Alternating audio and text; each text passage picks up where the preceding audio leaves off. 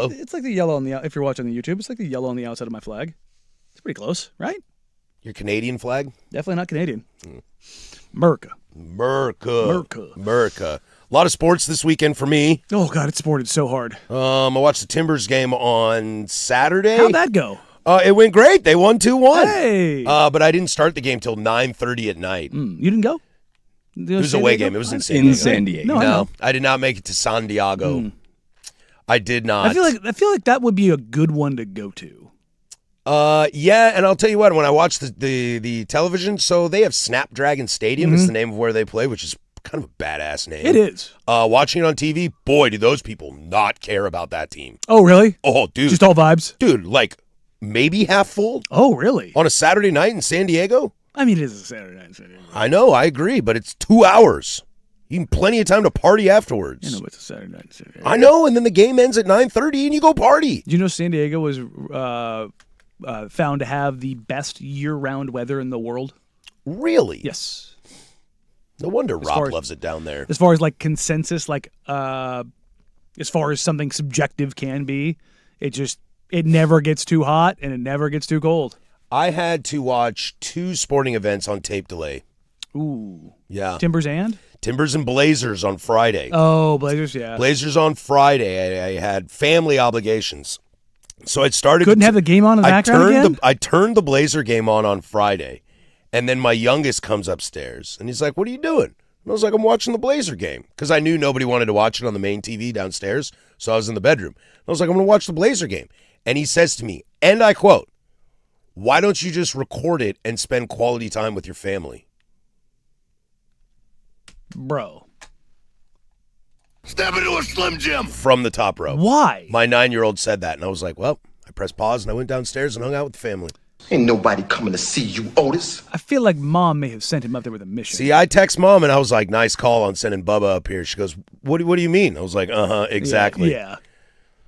And it was tough, too, because, like, I'm the kind 9-year-old, I yeah. know. I'm kind of getting, like, I've got a system in place now that if I need to tape delay games, I know which notifications to turn off. I know which people to text and say, hey, don't screw with me, if I even need to at all. Sure. Or I just leave my phone somewhere.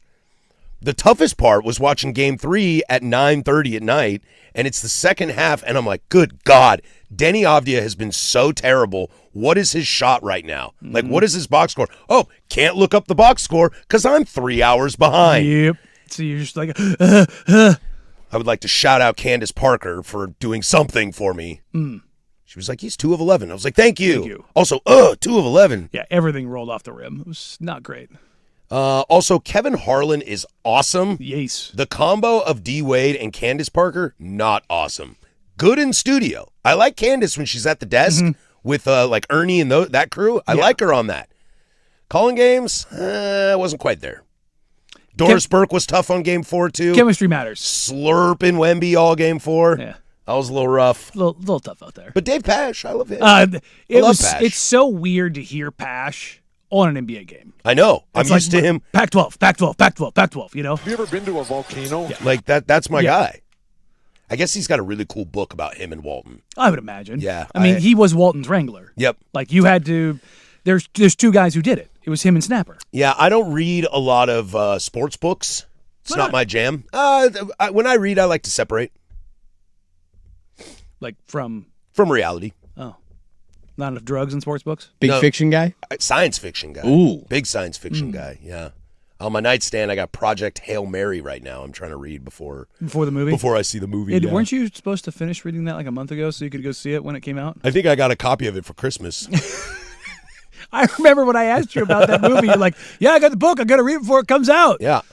Well, Didn't it come out like a month ago today? Well, I'm in the middle of a Star Wars trilogy from the 90s that I would like to finish the trilogy before I do that.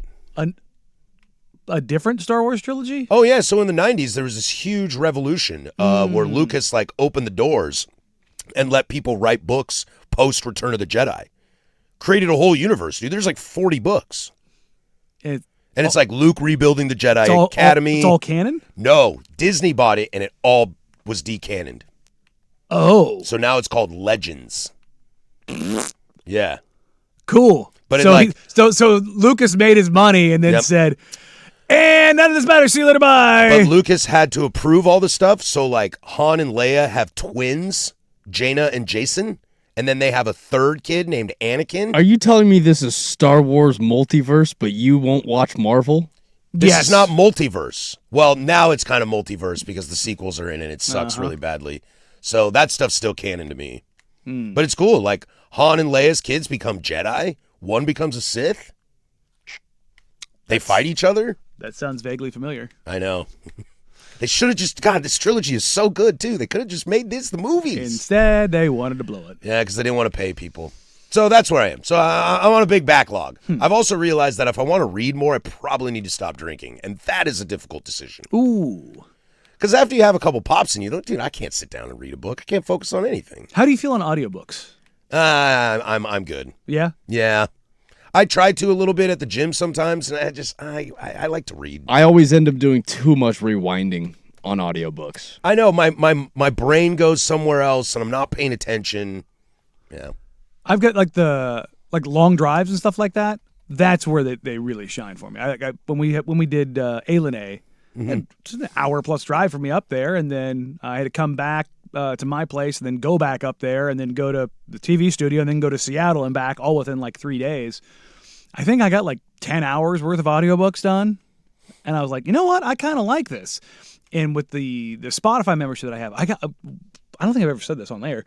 I was a part of the Spotify Alpha, like before it ever went public. And part of the deal was like signing up for it is I got free Spotify for life.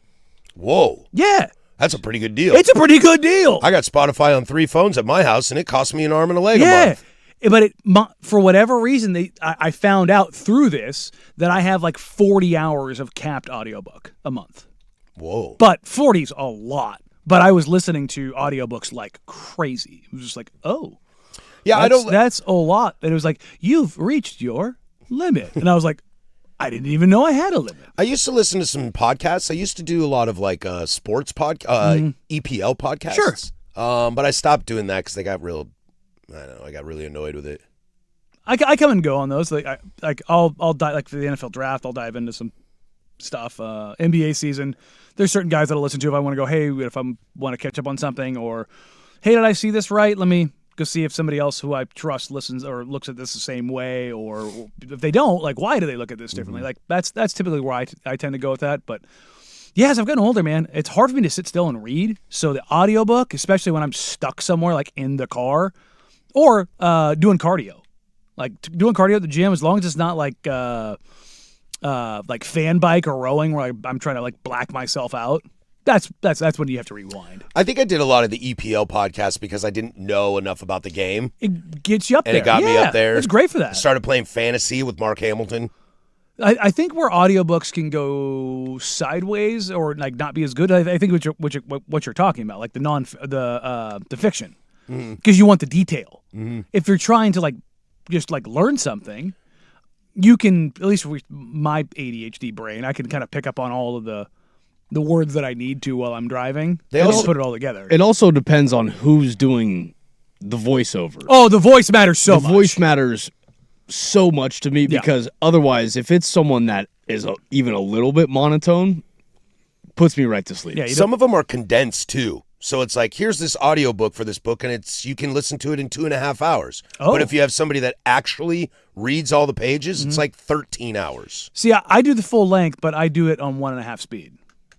Oh, see, I couldn't do that. I didn't think I could, but I got used to the 1.5. I'm not as ADD as you. Oh yeah, no, I'm 100% on that path. But you, Casey, with the voice, yeah, I don't want a Kurt Cobain on the road. Like I need the voice.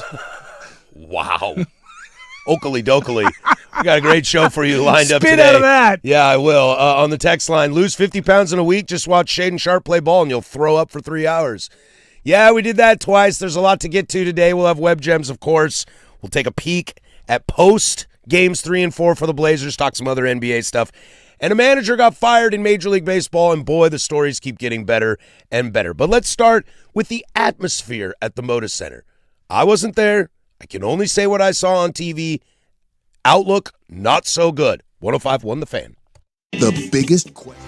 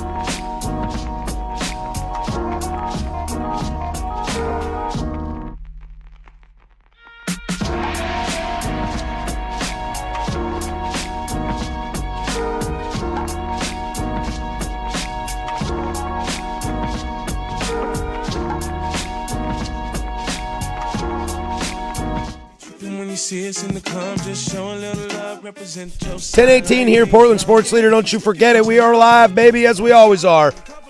From the overcast shadows of the historic Fremont Bridge, 503-864-6326. That's the fan text line. She'll let you hang out with us all day today.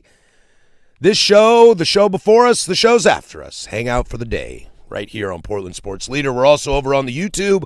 105.1 The Fan is the channel. Like and subscribe. Trailblazers are down 3-1 to the San Antonio Spurs, and Danny and I were just talking in the break. How do we want to go about this? Do you want to break down Friday and Sunday's game separately, or do you just want to riff? And we both agreed, well, their stories are kind of the same. A little bit of different players in each game having more impacts than others. I think the thing that we learned was maybe game 2 was a little fool's gold. Got us all a little excited, and the problems that this Blazer team has had all season, honestly, and from a roster construction, from a skills standpoint, were fully on display in games 3 and 4. No Wemby on Friday. Didn't matter. You poked the bear. The kid Dylan Harper wakes up and puts 25 on you. 24 on you, I think, on Friday's game. And Steph Castle said, I will also go berserk on you as well. Yeah, I think you had a couple different things going on. And everything kind of happened at the same point. It was after the first half, going into the third quarter. Adjustments were made, and I don't think it was a lack of finding those adjustments or kind of where to retool them. It was really boiled down to what can you do on your own to create for yourself and create for others, and it was pretty obvious that the answer was nothing. Yeah, nobody could create anything for anybody. There were some nice performances from people. Donovan in the first half yesterday was a nice performance. Scoot Henderson in game 2 and game 3, those were nice performances. Drew Holiday had a good game 3, I believe. I have the box score of 4 up right now. There were moments where guys had good games, but it was never translating to others having good games. Tumani was MIA offensively, although great defensively. Paging Scoot Henderson yesterday. Yeah. Like, where are you, amigo? And Denny, I thought San Antonio had a great game plan for Denny. Outside of the 40 in game 1, game 3 and 4 was collapse the box. Sure, he might go shoot free throws, but don't let him dominate you. And I thought they were very successful on that. And Denny can't kick it to the outside because ain't nobody on this team can make a three-point shot. No, the shooting was pretty rancid, especially yesterday. You give up, what was it, 21-5 run to close out the third quarter where Harper and Fox just absolutely kill you. Absolutely. I mean, this was the thing. The Spurs have the combination of Wemby, Fox, Harper, Castle, and then sprinkle in whether it's Champagnie, Vassell, Cornette, Keldon Johnson, Harrison Barnes, like whoever Carter else. Bryant. Whoever else, yeah, I mean, goodness gracious, Carter Bryant on Friday night, the chase down blocks that he had. I wanted him in the draft. He was the guy I wanted. That was crazy. But the execution stuff really fell apart. And Jeremy Grant at least found a way to show up, started actually knocking down some threes, which they needed desperately. The problem was in the third quarter, they went ice cold and had turnovers. I mean, take a look at the game yesterday. Excuse me. In the second half the third and fourth quarters yesterday, the Blazers had 12 turnovers to the Spurs 6. They were outshot 66% to 33%. They were doubled up. Mm-hmm. And it wasn't like this huge disparity in total shots.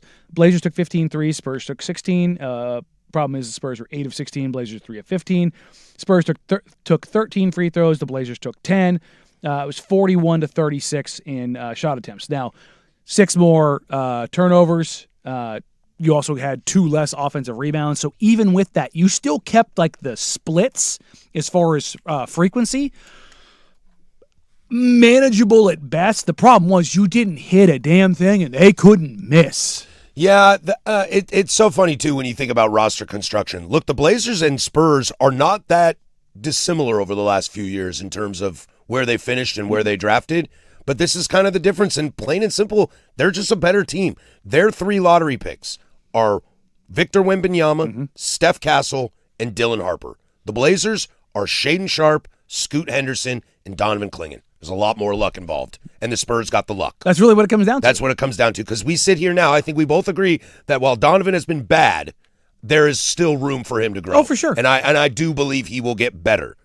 The Scoot and Shea situation is like, it ain't Steph Castle and Dylan Harper, I'll tell you that. And that's just kind of the luck of the bounce sometimes. And who's in what draft? You know, I mean, if we look at the guys that were drafted after Scoot Henderson or Shaden Sharp, we can play that revisionist history all we want. The reality is that they're not hitting. And Scoot was cool for a couple games.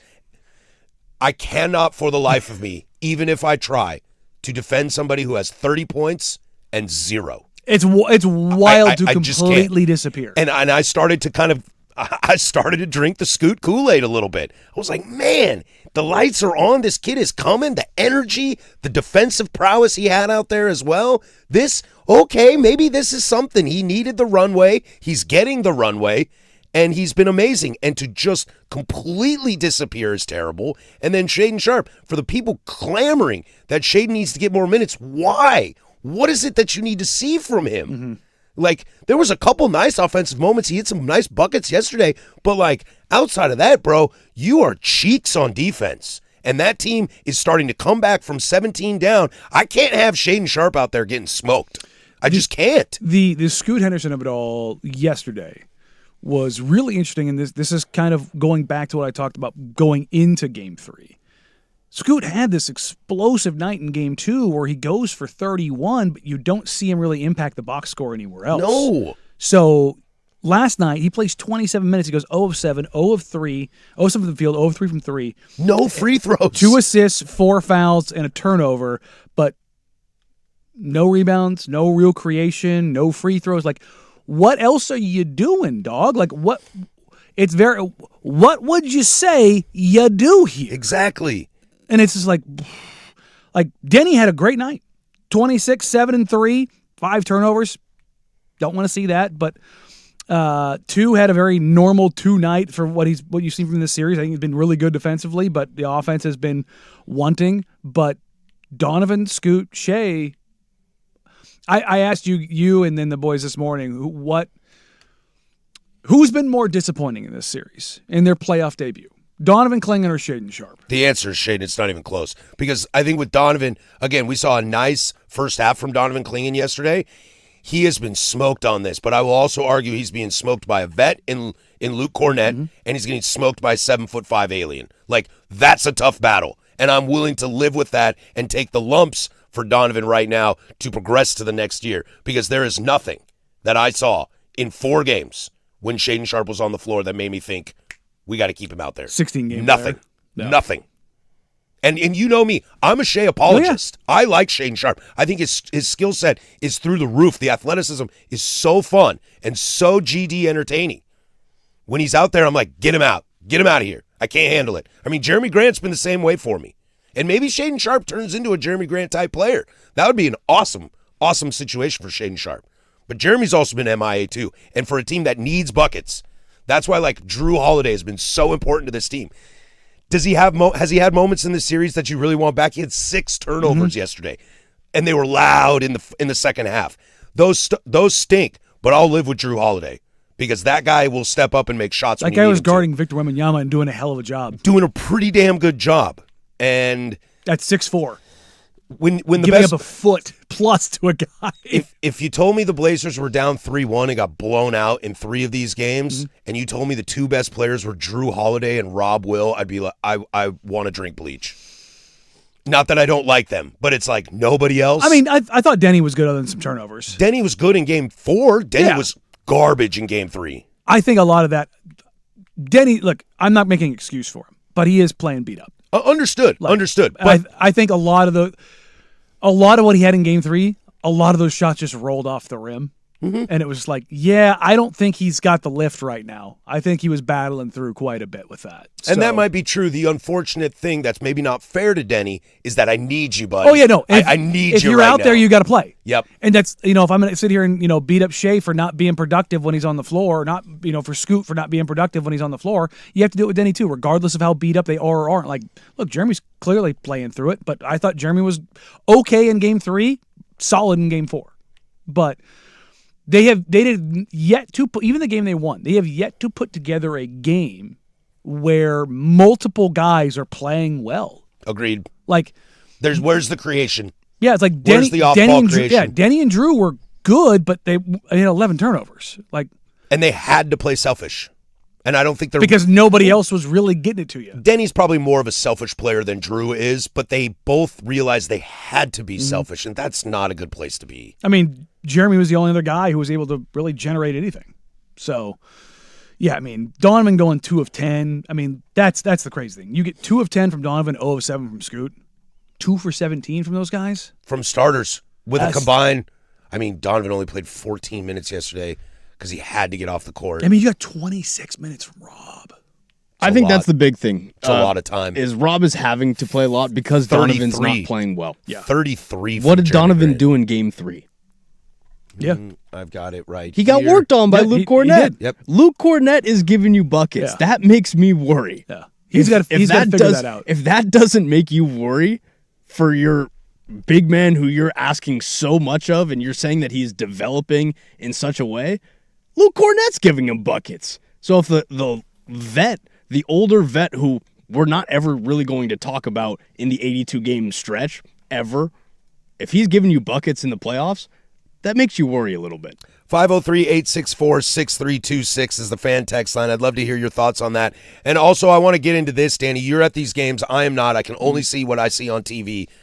You are up 17 at half, and you are sitting on your hands in the arena. That is not free T-shirts. That is a lackluster fan base, and I'd like to address that next. There's Casey with sports. Now, from the George McCoy at Warren Allen Sports Desk, a Sports Center update on the Fan Sports Network, 105.1 FM and 1080 AM. This SportsCenter update is brought to you by Laurelhurst Market Steakhouse and Butcher Shop. A great spot for any occasion. And don't forget, you save 10% on your Butcher Shop order when you dine in. Menus and more at laurelhurstmarket.com. First on the fan, your Portland Trailblazers fell to the San Antonio Spurs in last night's Game 4 matchup. Blazers led by 17 at halftime, but ultimately collapsed down the second half stretch. Final in that one was 114-93 as De'Aaron Fox and Wemby combined for 55 points. Game 5 is back in San Antonio tomorrow at 6:30, as you can catch that game on ESPN. Some more NBA playoff nuggets for you as the Houston Rockets got their first win of the series last night versus the Lakers as they took home the 115-96 victory. Rockets are without Kevin Durant as Amen Thompson led the way for Houston. He finished with 23, 7, and 4. The Celtics pushed their series lead to 3-1 as they took home the 128-96 victory last night. Jason Tatum and Oregon's own Peyton Pritchard combined for 62 points as Boston dominated for 4 quarters. We have 3 games on the NBA playoff slate for tonight as the Pistons will take on the Magic. The Thunder look to get the sweep against the Suns tonight, and the Minnesota Timberwolves will take on the Denver Nuggets as Minnesota will be without both Ant Edwards and Dante DiVincenzo as tip-off is set for 7:30 for that one. Some breaking college football news as Pete Thamel reports Texas Tech transfer quarterback Brendan Sorsby is checking into a residential treatment program for a gambling addiction. Sorsby is under NCAA investigation in wake of a discovery of Sorsby allegedly making thousands of bets via a gambling app. And for more sports scores and stories in 30 minutes, I'm Casey Smith from the George McCoy at Warren Allen Sports Desk. Hurt and missing work? Insurance companies acting like jerks? Don't call your mom. Call George McCoy at warrenallen.com. Your home for Seahawks football.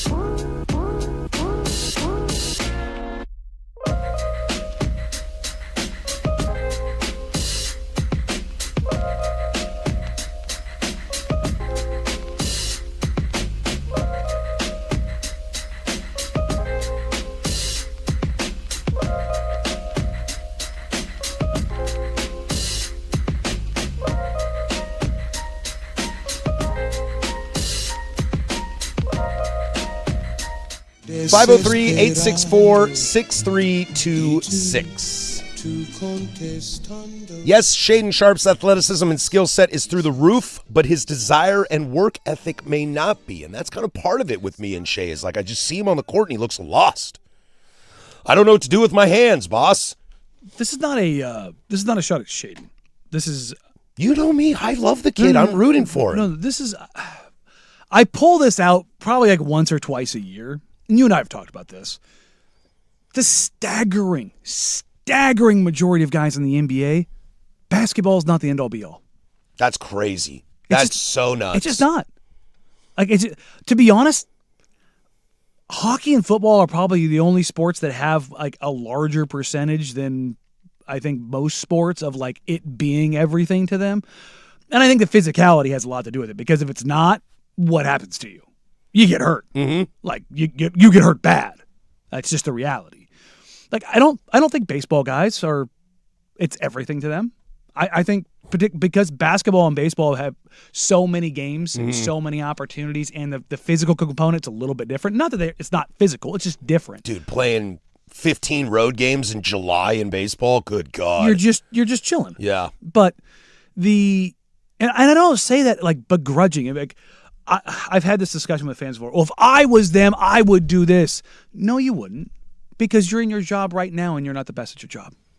Yeah, like the people, and I don't say that disparagingly. Like that's just the reality that you do not give everything. You do not make sure that you are the best at what you do. And you're like, well, my job's not playing basketball. I'm like, could you make more money if you were the best at what you did? Yeah, you probably could. So why don't you? Well, because it's really hard to do that.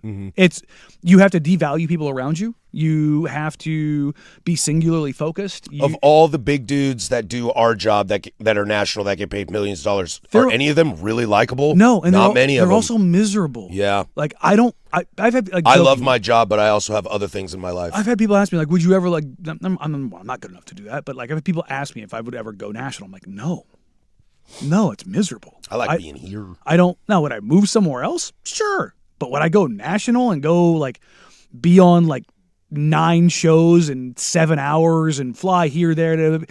Everybody says that. It sounds super dope.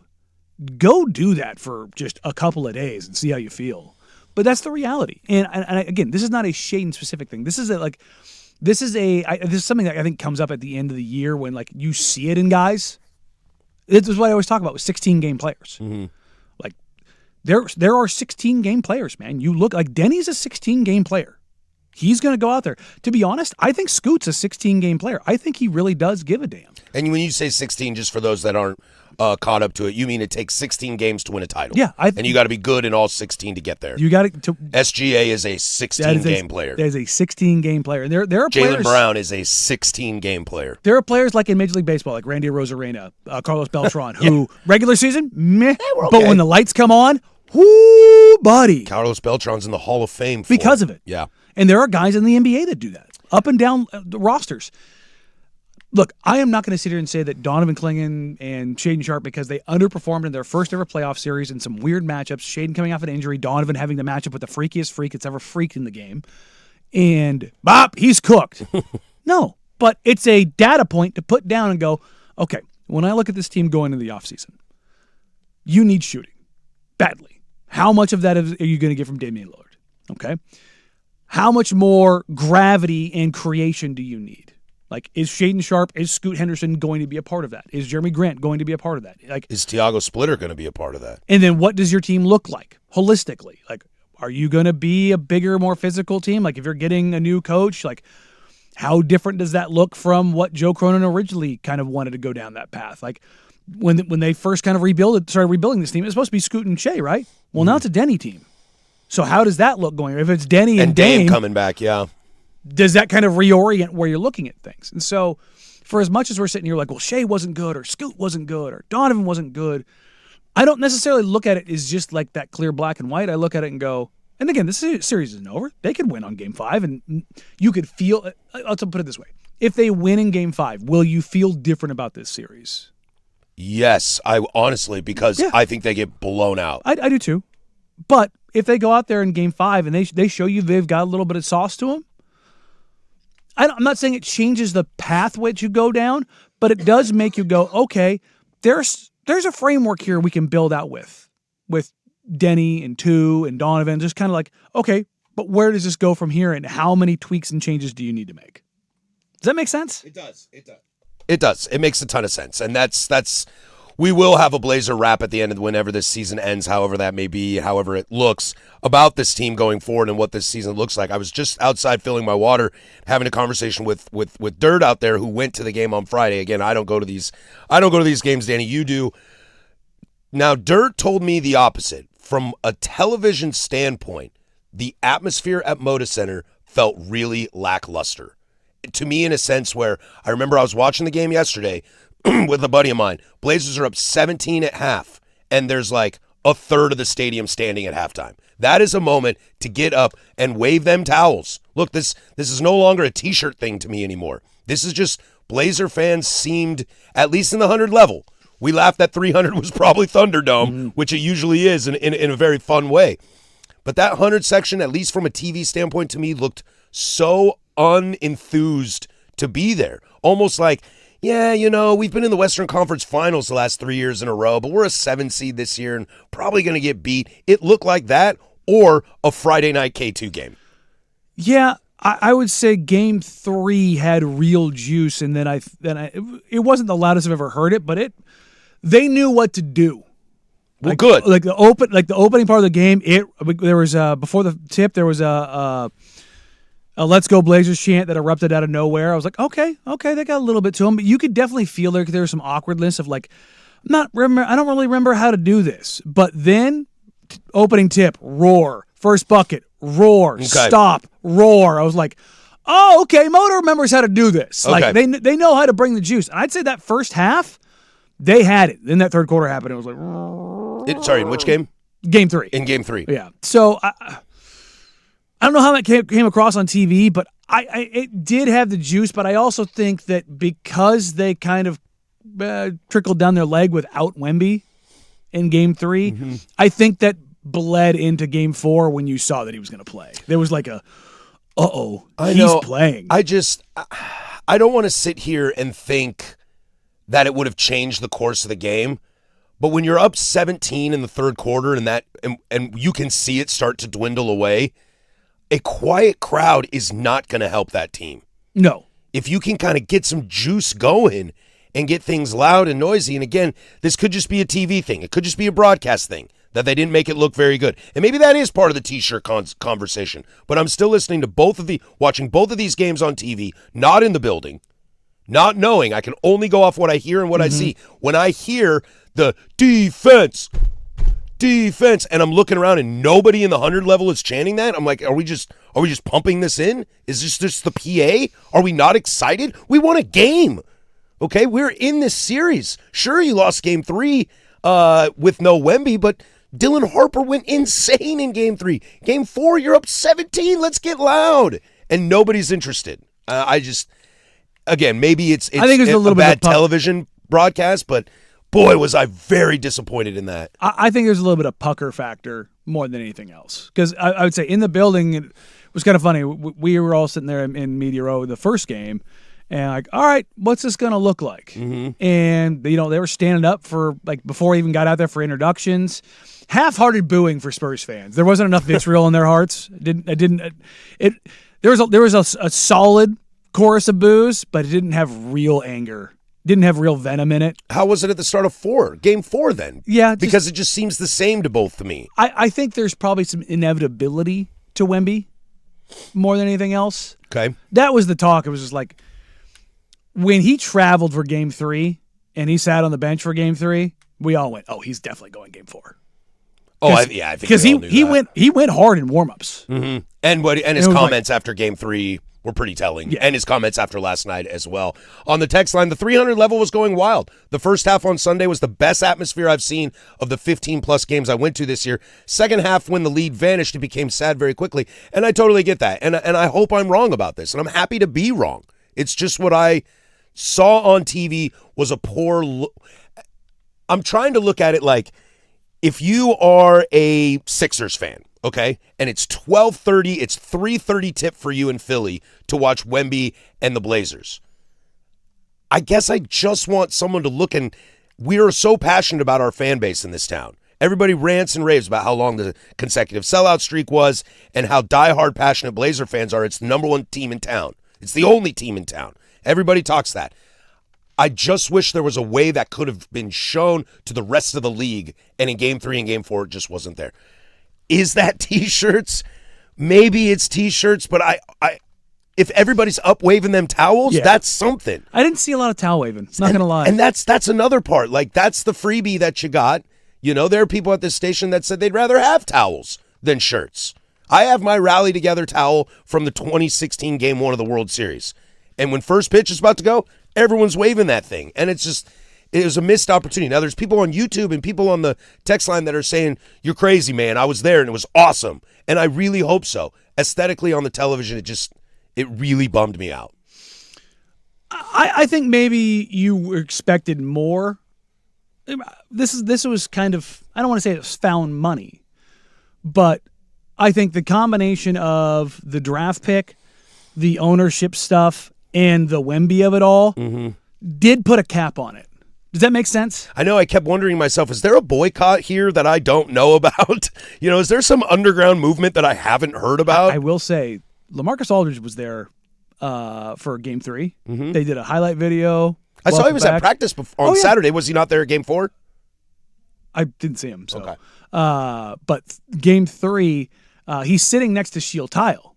Now, Tom Dunn is right there, right next to him, but the camera only had LaMarcus and Shield. Heck yeah, dude. And I was like, that's Mom and my sweet older brother. yeah, they got that. Like, they knew real quick which way to go with that. I was like, that's interesting. I am getting called out for my Timbers love, and that is fair. Like, I go to Timbers games, and Timbers are losing 4-1 to Vancouver, and the Army is still chanting.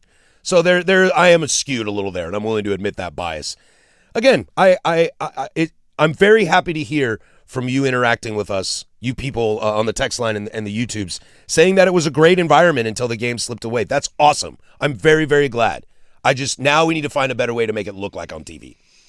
Yeah, I wonder how much of that is the Amazon product, how they have it mic'd up, where they're going into. But it's like it was 2 minutes into the third quarter, and I could see a bunch of empty seats yesterday. Oh, really? Into the third quarter, like you're still on the concourse. You're up 17 points on Wemby. Yeah, that is a little weird. Let's put a little bow on this, and then we'll take a little palate cleanser. We'll revisit this in the Big Nooner, but let's have a quick conversation about Tiago Splitter. Yeah, I think he has been very, very polarizing in these last two games over the weekend. If Tiago is the fit or not. A little more Blazer talk. 105.1 The Fan. The Fan.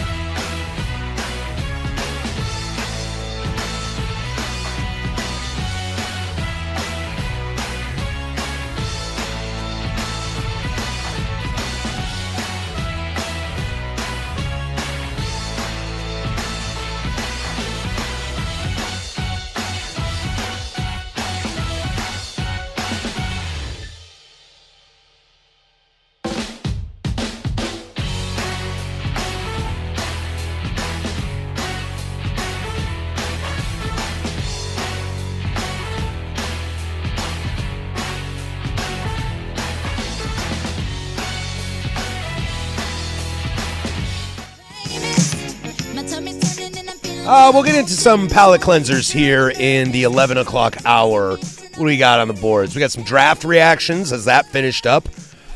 Major League Baseball manager was fired and everybody hates him now, or hates somebody. And some really weird kind of breaking-ish news in college football about a quarterback going to rehab, but it's not the rehab you would hope for? Question mark.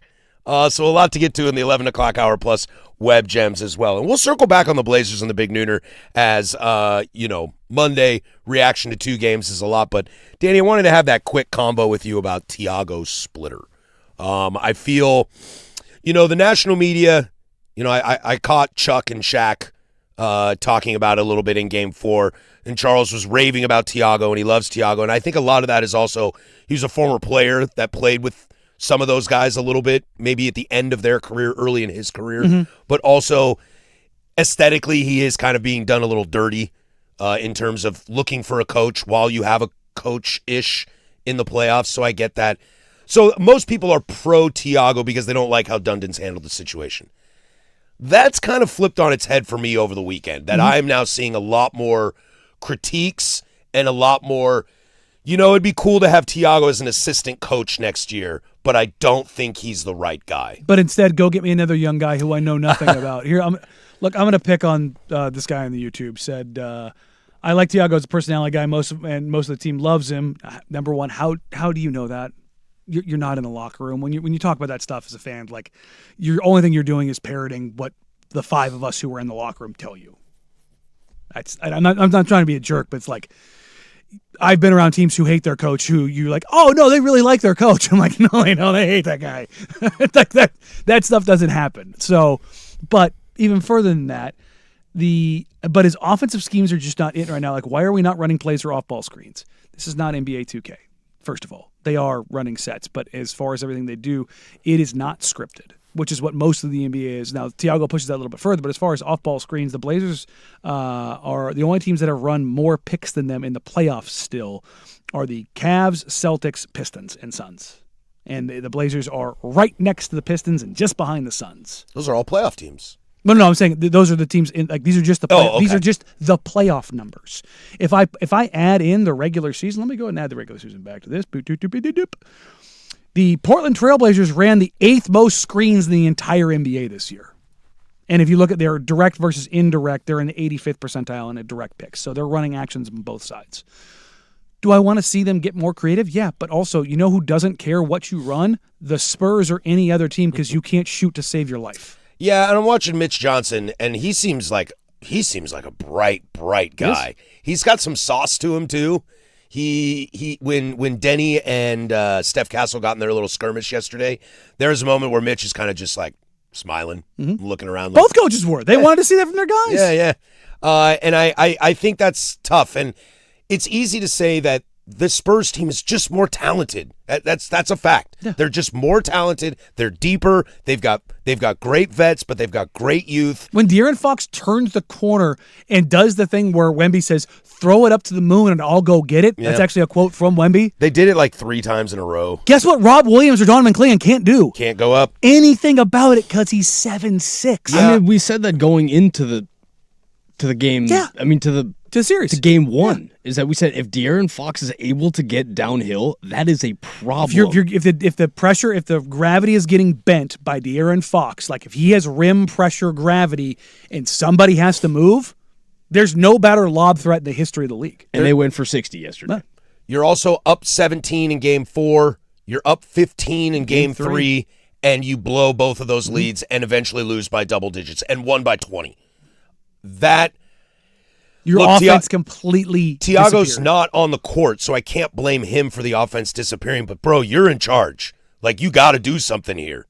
And if you're not going to do something here, you're going to take the heat for it. Whether it's fair or not, the reality is you cannot choke away those kind of leads that fast. I mean, the Blazers barely hung on to winning game 2. And it's just kind of like, where's that motivation? Where's that leadership? If, to your point, Danny, if we're not running set plays, if we're not running off-ball screens, your tactics, then you have to be the vocal leader. And to blow both those leads is a really tough look on Tiago today. I don't know if it's just like a tough look as much as like Look, Drew had 5 turnovers in the second half. And they were bad. They were bad. Super loud, as we always say. To show the contrast here, the Spurs had 6 turnovers in the second half. Drew had 5 by himself. Like, it's 12-6. And, like, a lot of those, like, that's that third quarter. And that again, third quarter was 21-5, I think is what the run ended up being. And in that, Fox has 18, Wemby has 18, and they went 12 of 15. And how fast does the juice go out of the stadium when that happens? Oh, it's when you're there, gone. You're there game 4, and you're up 17 at half, and then all of a sudden it's gone. What's the feel like in the stadium at the beginning of the fourth quarter? What's the vibe? Wemby's about to take over. Yeah, that's what I'm asking. Wemby had 5 blocks in the second half. I think that's probably the sentiment that Patrick's saying is everyone feels that.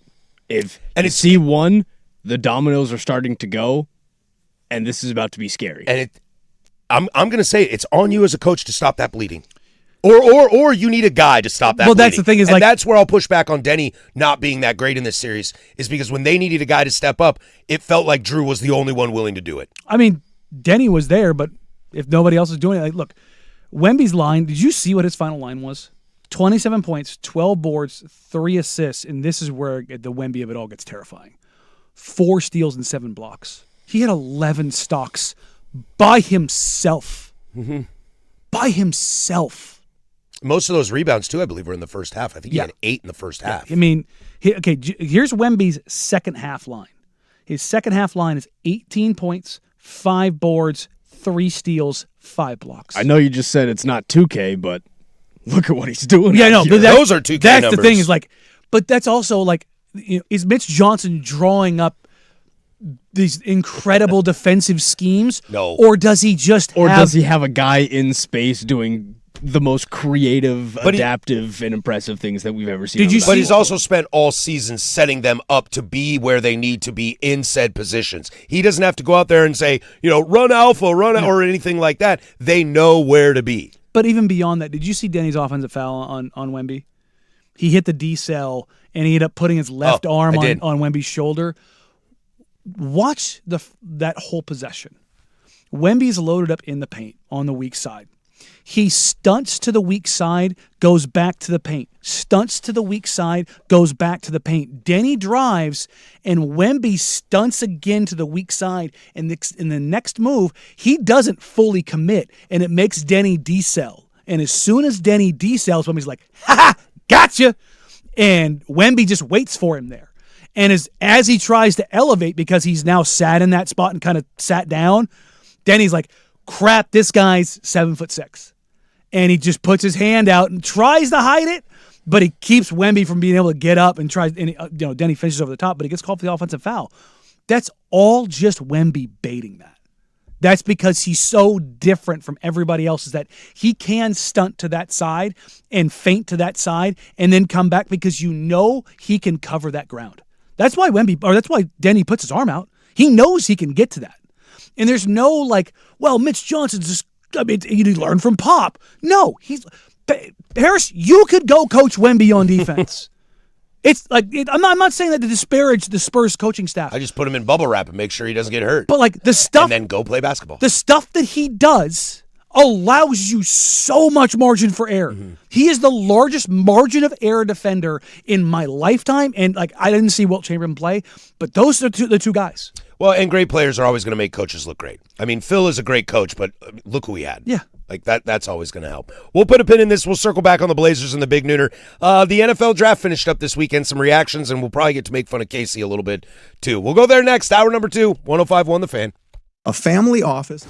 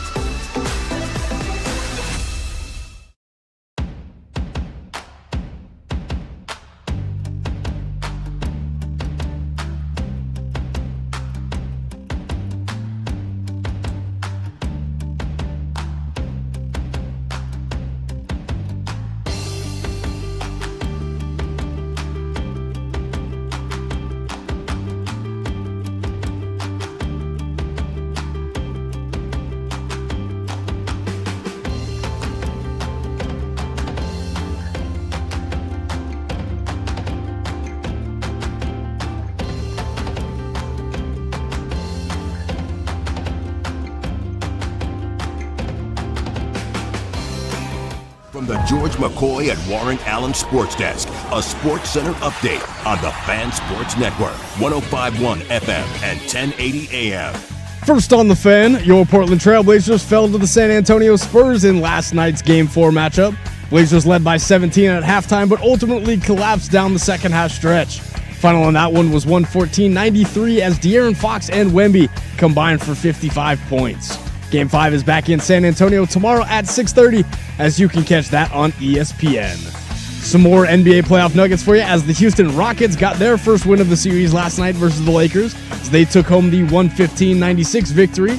Rockets are without Kevin Durant as Amen Thompson led the way for Houston. He finished with 23-7-4. The Celtics pushed their series lead to 3-1 as they took home the 128-96 victory last night. Jason Tatum and Oregon's own Peyton Pritchard combined for 62 points as Boston dominated for 4 quarters. We have 3 games on the NBA playoffs slated for tonight as the Pistons will take on the Magic. The Thunder look to get the sweep against the Suns tonight, and the Minnesota Timberwolves will take on the Denver Nuggets as Minnesota will be without both Ant Edwards and Dante DiVincenzo. Some breaking college football news for you as Pete Thamel reports Texas Tech transfer quarterback Brendan Sorsby is checking into a residential treatment program for a gambling addiction. Sorsby is under NCAA investigation in wake of the discovery of Sorsby allegedly making thousands of bets via a gambling app. And for more sports scores and stories in 30 minutes, I'm Casey Smith from the George McCoy at Warren Allen Sports Desk. Hurt and missing work? Insurance companies acting like jerks? Don't call your mom. Call George McCoy at warrenallen.com. The home of prime time with Isaac.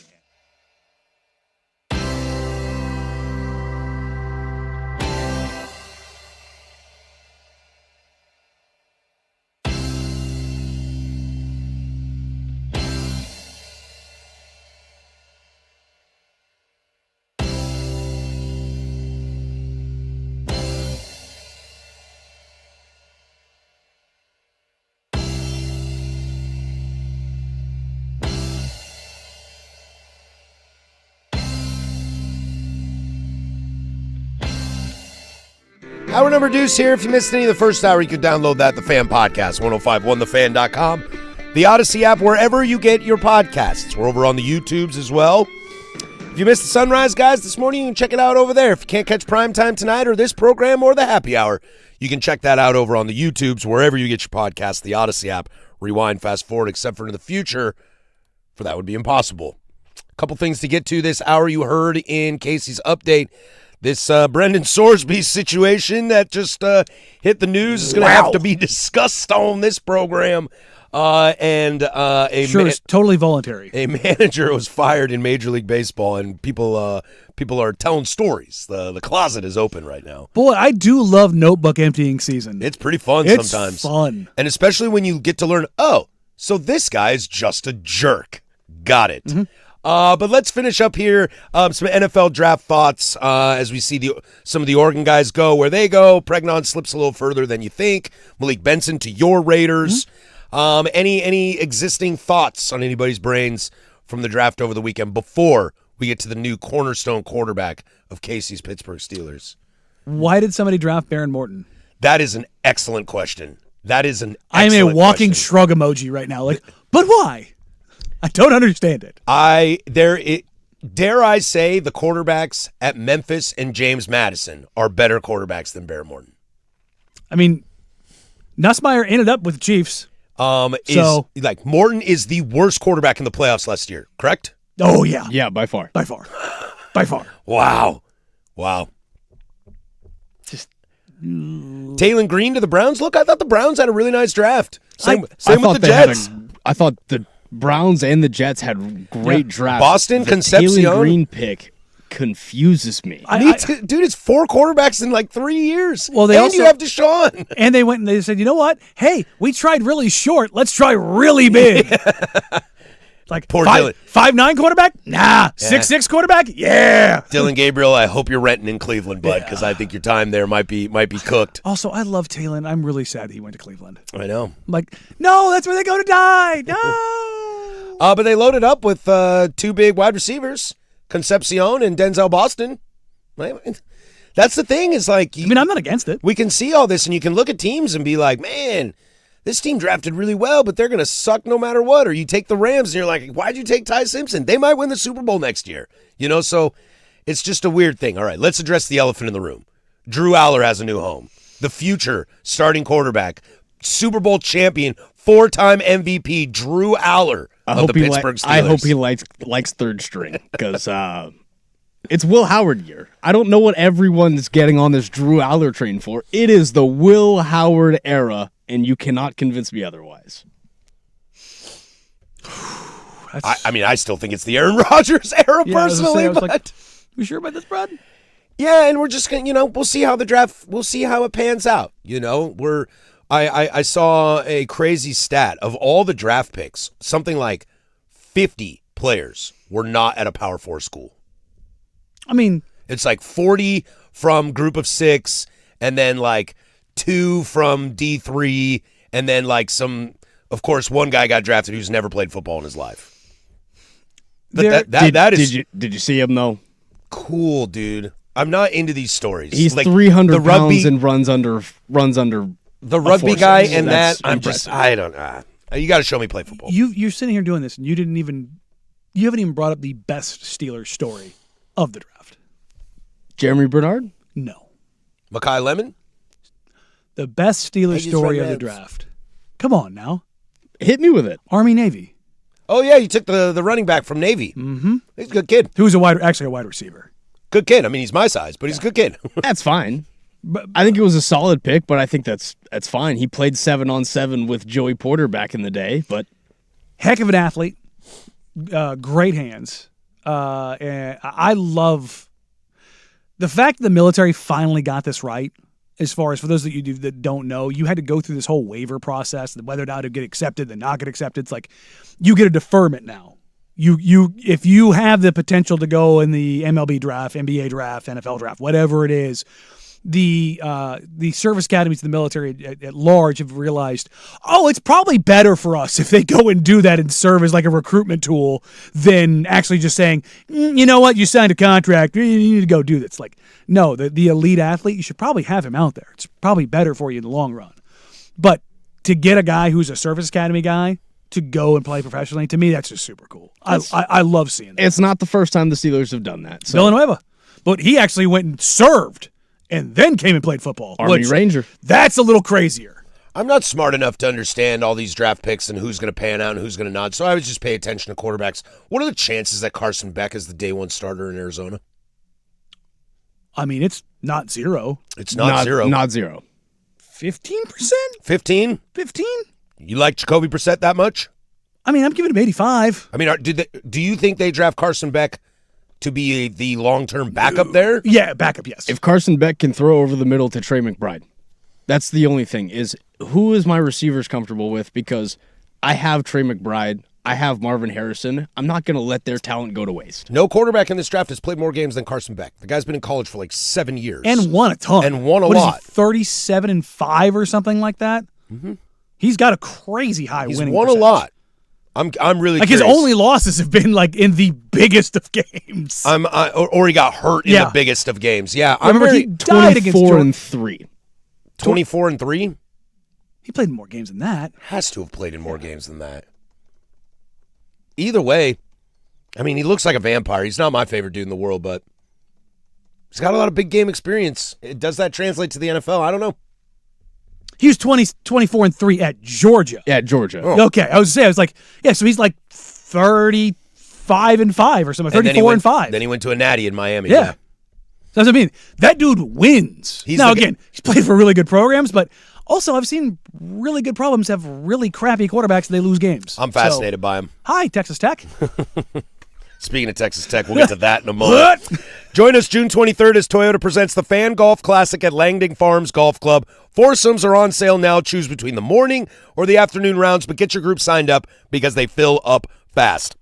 The most exciting day in golf, activations and tastings around the course, and the infamous Angels Envy Bourbon Par 3 6th hole, while all of our hosts, Dirt, Sprague, Luke, Isaac, Sook, Danny, and myself will be posted up to heckle and admire your shots. Of course, we'll keep you fed with a post-round meal thanks to Matt's Barbecue. Head to 1051thefan.com. Click on the Fan Golf Classic logo for more information and sign up today. The Fan Golf Classic, presented by Toyota, is also brought to you by Vulcan Design and Construction, Henderson and Daughter Windows and Doors, George McCoy at Warren Allen Attorneys at Law, Battery Exchange, Maestro Dobel Tequila, Your Neighborhood Restaurant Group, Philbrook Law, 1-800-DIVORCE, Roto-Rooter, Il Legal Mezcal, and Window Nation.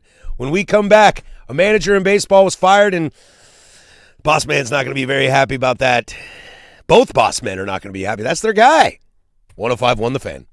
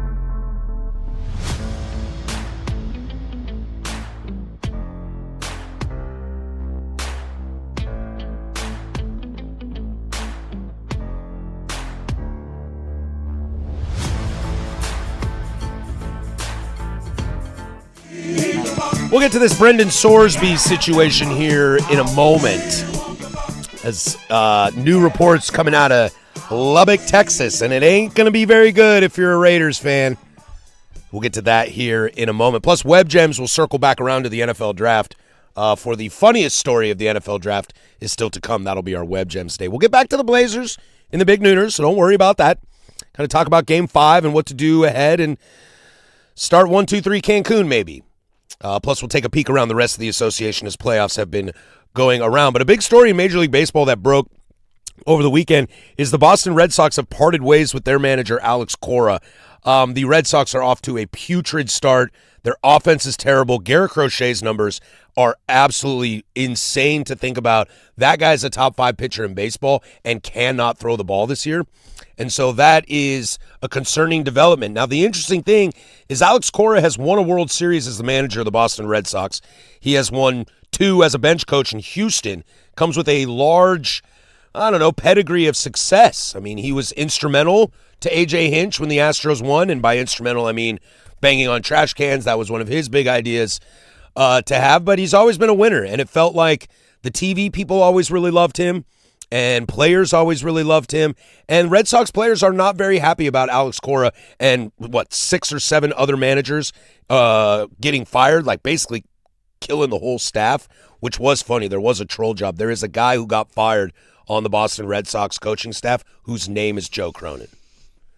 So The Athletic posted that Joe Cronin was fired, but it was Boston Red Sox. I mean, they know what they're doing. Also, there's another Joe Cronin in baseball. Like, there's an old-timey baseball player named Joe Cronin. Like, when Joe first got the job with the Blazers as, like, the head guy, if you tried to search up any pictures, it'd be like old Joe Cronin, old-timey baseball player. And I was like, no, not him. With not the him. four-bagger, No. Joe Cronin hits one into the stand. Did you see the picture of Joe and LaMarcus? Joe's like 6'7", I did. 6'8". Like, and LaMarcus is huge. LaMarcus makes Joe look small, and I'm like, yeah, LaMarcus is huge, dog. I know, totally different tangent there. Remember when we made our picks for Major League Baseball, and I was like, I don't know about the Red Sox, man. I don't want to. Well, here we go. This is where I was. I didn't like it. And Danny did choose them in the AL wild card. I was like, I don't like it, but I'm gonna go there because, all right. This decision came down from the chief baseball operations man in Boston, decided to fire Alex Cora. It perplexed a lot of the players. They are not very happy about it. They were pretty upset and pretty vocal about him being fired, as it was not his fault, quote unquote. But as stuff starts to develop around this behind the scenes, Alex Cora's kind of taking a beating today on this. A lot of people aren't really liking him. As you said, Danny, the notebook is opening up. There is talk that the biggest reason why Alex Cora was fired was continuing to believe that Trevor Story should bat second in the batting order, who cannot be sustainable. Trevor Story hasn't been sustainable since he's been in Colorado. And I think it's also the development of the young players. Like, where's Christian Campbell? Like, they gave Christian Campbell money, and he's just chilling in AAA. Yeah. You know, Roman Anthony's out to a tough start. So you've got these young players that are the cornerstone of the team, and they're not performing. Now, again, kind of like Thiago, like it eventually has to fall on a manager at some point. However, this is where it gets tricky here, because the general manager of the Boston Red Sox needs to take some blame for this. And not, and he's getting off scot-free. Mookie Betts, Chris Sale, and Rafi Devers. Where are they at? All three of those guys were traded. Do you want to guess how many prospects that came back in return from those three players are still on the Boston Red Sox? I'm going to say one. The answer is 0. Rafael Devers, Chris Sale, and Mookie Betts. Now, you had to, kind of fire sell Rafi. You had to. Well, he's actually leading negative WAR in hitters with minimum plate appearances right now. So it's like he's like the worst player in baseball right now. Yeah. But you still got nothing out of the other two guys as they continue to... That was the thing. It's like, that's like Mookie. Like, the Mookie one is especially bad. And not to mention, you lost Alex Bregman to free agent. He opted out and decided not to come back. And Fenway is the perfect spot. And that guy's soulless. And some of this stuff is now starting to hit on Alex Cora. Like, Alex Bregman was with Alex Cora in Houston. Some of the stories coming out, there's a story about Alex Cora on a team bus being absolutely hammered and turning up the music when people asked to turn it down because they were on the cell phones with their family members in Houston after a hurricane to try to figure out how they were getting home. And how everything is. And he pulled the, if this was happening in Puerto Rico, would you care? Just like full Cash Patel hammered on the job sort of thing. But it's also just like, no, dog, I don't live in Puerto Rico, nor is my family there, which is why I'm calling my family, because they live here. We're also on our way to Houston. Yeah, I think the reality is, look, Alex Cora was already fired once by the Red Sox, but they had to because he got caught cheating again. And so they rehired him back, and it sounded like that this was going to be their guy for a long time. I think this guy's worn out his welcome. I think people are really kind of fed up with his S, especially if he's going to be a raging drunk. Allegedly. Yeah, look, if you're going to abuse substances, you better have some more redemptive qualities to you. Hi, I'm a nice guy, dude. I'm a super nice guy. Like, I let you walk all over me, dude. At least Ron Washington nice brought guy. friends to the party. Yeah, hell yeah.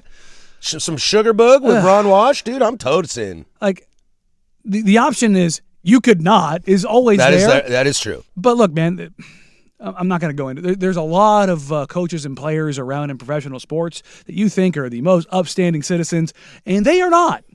They are not. This texter, I totally forgot this, but I'd seen this too. Someone in the organization about the Boston Red Sox said firing Alex Cora is like S-ing your pants and changing your shirt. Like, that's damning. That clearly it's not Alex Cora's fault. It's all the way up. It's not Alex Cora's fault, but clearly there is some tension and division between Alex Cora and the rest of what's going on. Look, there have been quiet rumors that John Henry might be interested in selling the Boston Red Sox. Oh, no way! Maybe interested in getting into the NBA? I would be shocked if he sold the Boston Red Sox. I would not. I don't think you sell the Boston Red Sox, but there are some serious fundamental issues going on. Their interim manager is the AAA manager. Well, here, think about it this way. Is your league potentially headed for a lockout? Yes. Is your valuation going to drop after that? Oh, I don't know how that works. Oh, I would bet you it would. Yeah. I don't know, man. You're the Boston Red Sox, dude. Yeah, it's still going You're to the probably third biggest brand in baseball. How many Yankees, Dodgers, Red Sox. How many events are getting run through Fenway? That I don't know. It's not a ton. Yeah. Is your building 120 years old? Yes, it is. Yeah. It is one of the olds. Does it flood often when it rains? Yes, it does. Like, Is there many seats with obstructed view? Yes, there is. does owning a arena in Las Vegas, is that going to potentially make you more money and get you more valuation? Definitely. Yeah. Definitely. Well, why not own all of them, though? I mean, if you're John Henry, you can own the Red Sox, the Vegas basketball team, Liverpool, and a racing team. Does the fan base in your state kind of alienate you from time to time?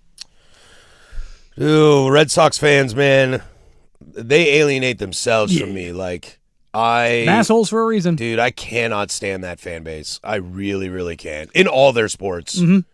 Oh, I that is Boston area, Boston adjacent sports fans are the reason why I hate Northeast sports fans. It's easy. It's easy. It's very easy to not like New York fans, but like there's some redemptive quality about some New York fans. Like New York Rangers fans, I got no beef with you. There's like hockey, like Devils fans. New York Giants fans, I don't got beef with you. Yeah, Jets and Giants, even Jets fans. I'm like, oh We just man, feel bad, they yeah. just feel bad. But like New England sports teams, the only one that's remotely redemptive is the Boston Bruins. And I don't care enough about that. Like, Bob Kraft, pass. yeah, like. John Henry owns my Liverpool squad, pass. Yeah, now The Celtics, no. I don't like their fans, but this team, I like this team. I like Joe Mazzulla. I like You like Jason Tatum. That's I like Jaylen Brown a lot too. I like Jaylen. I mean, I think Jaylen Brown's a better player than Jason Tatum. I do just kind of Jason like Tatum. the aura of Red Auerbach, not him himself. The short, fat, bald guy with a cigar in his mouth. Yeah, dude, I'm trying to party with that dude. But no, it's the little stuff that he would do of you don't get any hot water when you travel to go play at the Garden. Yeah, It's very When you Rachel go play Phelps, against- but on the other side. Yeah. I kind of like that. a little pettiness. I'm down with I that. like the redemptive pettiness. I don't like it when it's kind of hatred. Like Yeah. Steinbrenner's got great stories. You know, he's an idiot, but he's got great stories. I'm cool with it. simple things. I don't know where they go from here. There's a lot of baseball left. I mean, and they're not the only team And struggling. it's done. Yeah, the Mets are still struggling really badly. The Phillies are really struggling as well. It's been a super weird year.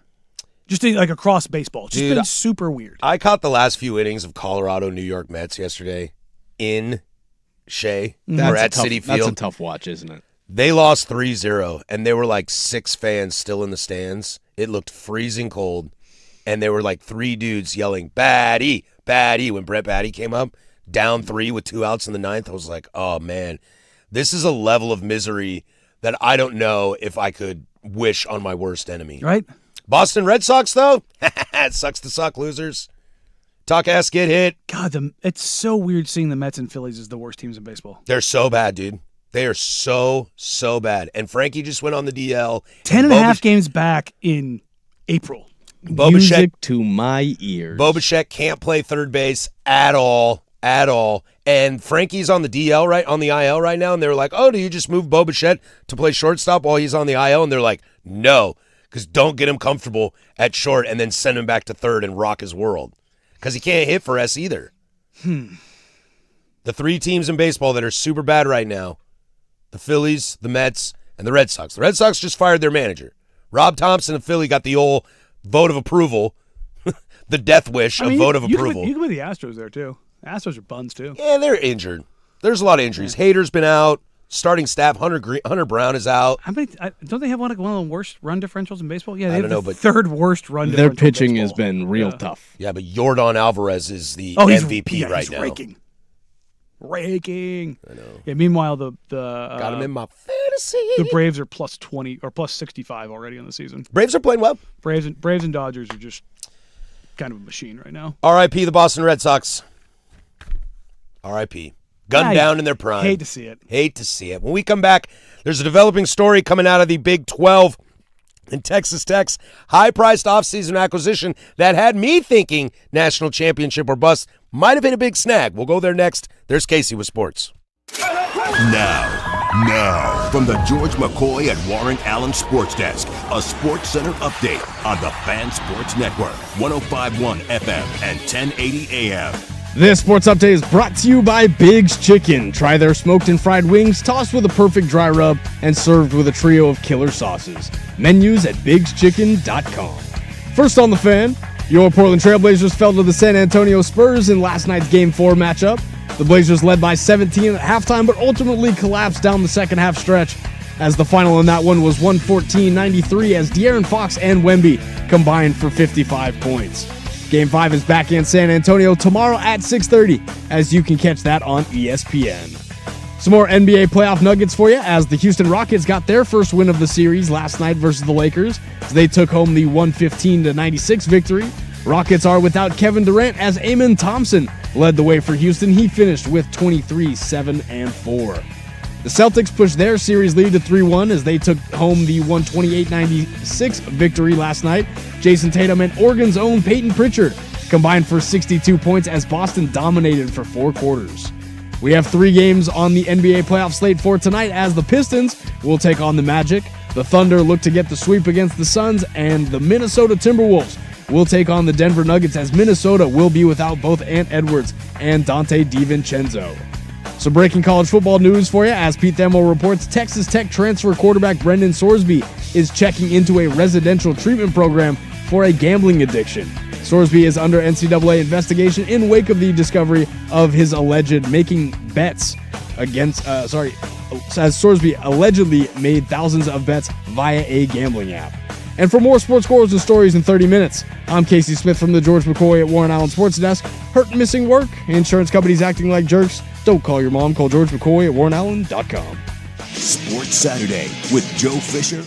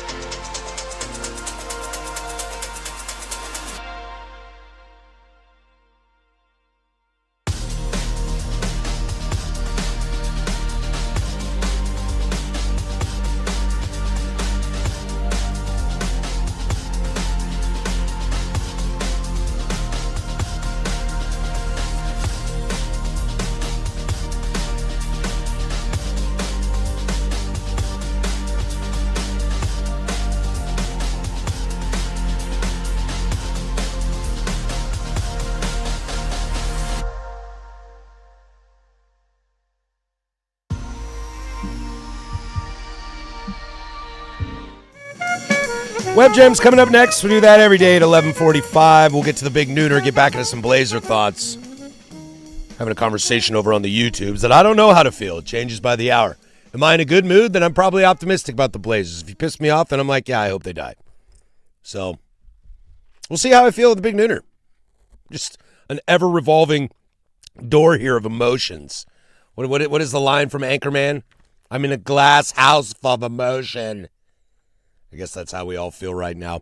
So we'll get to that in the big nooner, but some kind of breaking news coming out today as Texas Tech quarterback Brendan Sorsby, who just committed to Texas Tech, was the transfer, victory of the offseason for any team, was probably Texas Tech landing He was the number Brendan one, Sorsby. Number one rated transfer. Came out of Cincinnati and went to Texas Tech, and what did we say last year? Last college football season, that Texas Tech team was nasty. That front seven especially. That defense was super good. They just had a first-round draft pick as a wide receiver. The running game was good. Barrett Morton was just atrocious. Anybody with a pulse back there, and they could have done some damage. They look so bad against Oregon offensive. Oregon's defense played well, but they look so bad offensively in that, what was that, the Peach Bowl? Right, yeah. And so then here comes Brendan Sorsby, supposed to solve all those problems. Now, Sorsby has been checked into a residential treatment program for a gambling addiction. It is to seek treatment in the wake of discovering that he has made thousands of online bets via a gambling app, which will jeopardize his eligibility. Pete Thamel with a report, and I think you can go ahead and use your media literacy. Go ahead and tuck that hat on real quick. Sorsby's decision to seek treatment, according to sources, came in the wake of discovery. So he got caught. He got caught and decided to check himself in. He did not check himself in because he didn't get caught. What do they do for gambling addicts? What's the... Take your phone away, counseling. Yeah, I don't know what, obviously drug and alcohol addictions, it's basically sobriety. But I don't know how that works on something physically impairing. Yeah, no, I had, like I said, I had somebody I knew who gambled away millions of dollars, and he was like, Chauncey Billups? No, and he didn't gamble away millions. That's the thing. But he told me in this whole process, it was never about the money. Like it wasn't about how much money was won or lost. It was just about riding the high. So I don't know. However, got to find a different way to hide. Or there've been people that have linked doom scrolling on your phone to the same thing, like the dopamine. Like that's like you take somebody's phone away from them and they'll just crawl up a wall, man. And it's like, whoa. It's like use timers on your phones, guys. Trust me, it's helpful. But yeah, I don't know what that looks like, but you scroll further into the story. And the line that it's just kind of nail in the coffin. According to sources, Sorsby bet on Indiana football while redshirting for the Hoosiers as a true freshman in 2022, a season in which he played in a single game as a reserve.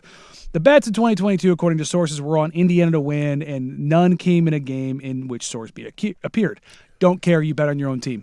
You're done. You're probably done. You're cooked. Now, there is another line right after that in that article about law enforcement is not stepping in because it does not seem to be any collusion. No, it's just... There's not trying to affect the game. Yeah. He's just betting on himself. This is Calvin Ridley.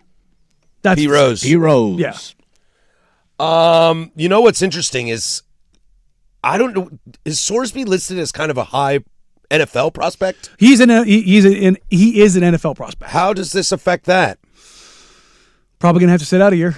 Oh, yeah, he's out this year, and then he goes to the draft. I'd be pretty stunned if he's not kept out this year, to be bluntly honest. You bet on your own team. If I'm a team, I'm not touching that.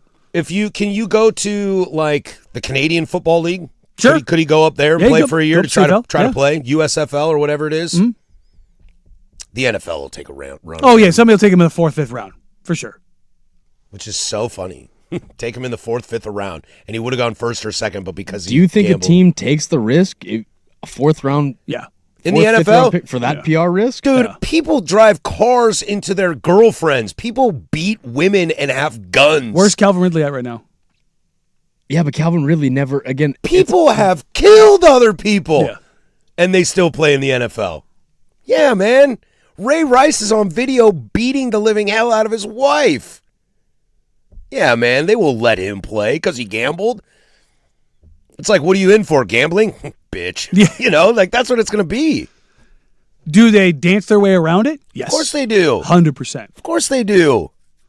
But especially if it happens now. Now, if it happened in the NFL, different story because 501c, NFL, nonprofit, like they don't play with any of that stuff, right? Like that's honestly doing it beforehand. Like this sounds crazy. Doing it beforehand and kind of going through it Kind of saves him a little kind bit. of saves you a little bit because if it's in the NFL penalty is life banishment. Like we're getting to the point where if you get busted gambling, especially in a game that you're on the roster for, like looking around because the leagues, NBA, NFL, MLB, they're all looking at Congress like, see, we're taking care of this. See, no problem, nothing to see here. Please don't touch our money. Like that is kind of where that stuff's at. College football's not regulated like that. It's not a 501c. It's not like it doesn't have all the other connotations where, yes, Congress and the government are trying to get their pound of flesh and get their money, but it's more ubiquitous, right? So they're like, you're not cutting away from owners, which those guys are getting super protective about it for very obvious reasons. So if it's going to happen, this is probably the best place for it to happen. And as kind of mentioned on the YouTubes over there by Panda, it's like it's tough to like hammer this kid for gambling when the next commercial break is brought to you by DraftKings. Yeah. You know? And that's where the NCAA, the NFL, the NBA, Major League Baseball, everybody is guilty of being like, better not gamble. If you gamble, we're getting out of here. But check that patch on your sleeve. Mm-hmm. Does he forfeit his NIL for the year? I would imagine. There's an out there, I'm sure. I would imagine there has to I mean, be. Tech's not going to want to pay a guy $5 million to not play. I haven't seen his contract, but I know a lot of these kinds of contracts all have morality clauses and stuff in them. He was the number one transfer portal guy, not quarterback. No, overall player. Yeah.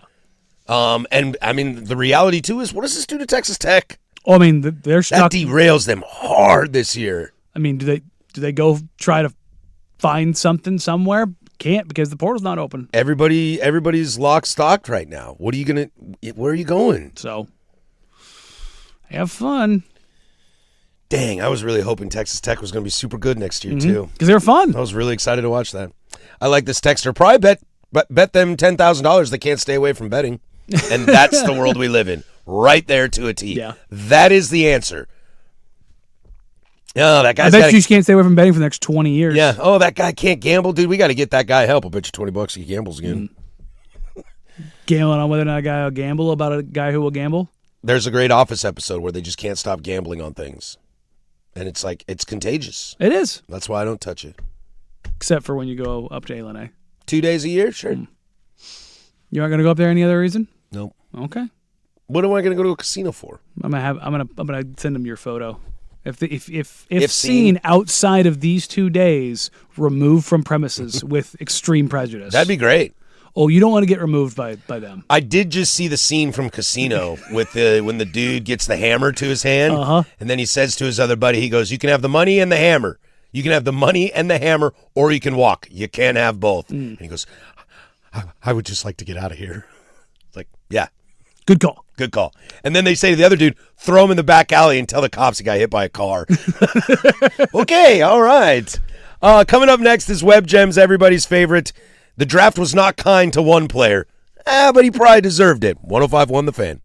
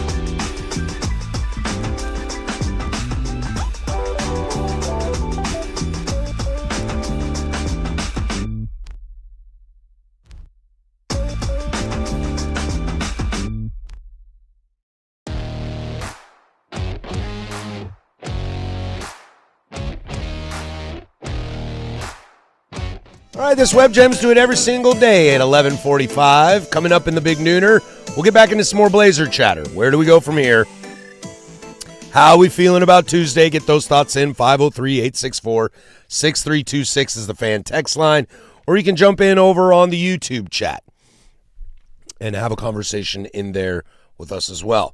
The best story out of the NFL draft is your Web Gems today. It is brought to you by the great new villain that nobody cares about and will soon be forgotten, and that is Diego Pavia. If you thought his antics couldn't get worse, well, they have gotten worse. I did not realize that Diego Pavia does not have an agent. He said, I am not going to give somebody my money to do something that I can do. Well, bud, you didn't get drafted, which makes you the first Heisman finalist to not be drafted since Jordan Lynch or Jackson Lynch in 2013. Jordan, thank you. Since 2013, over a decade, and your response is bleep the NFL. Good call, dude. Good call, dude. Now you can just go away. I mean, he did go to a law school, so Did he get a law degree? I would imagine not. I am going to go out on a limb and say he does not have a degree from law from Vanderbilt University. I will say that there's probably some dumber people in the NFL who are negotiating their own contracts. Yeah, Lamar. But Lamar is also a two-time MVP and a Heisman Trophy winner. There's also some smarter guys. Bobby Wagner, Richard Sherman. Diego Pavia earned a bachelor's degree in biology from New Mexico State before transferring. Wow.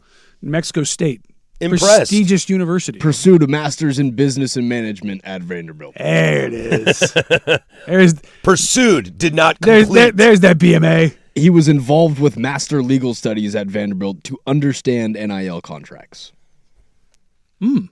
So he made his money and now he's out. Bleep the NFL is not a good look. It's just not.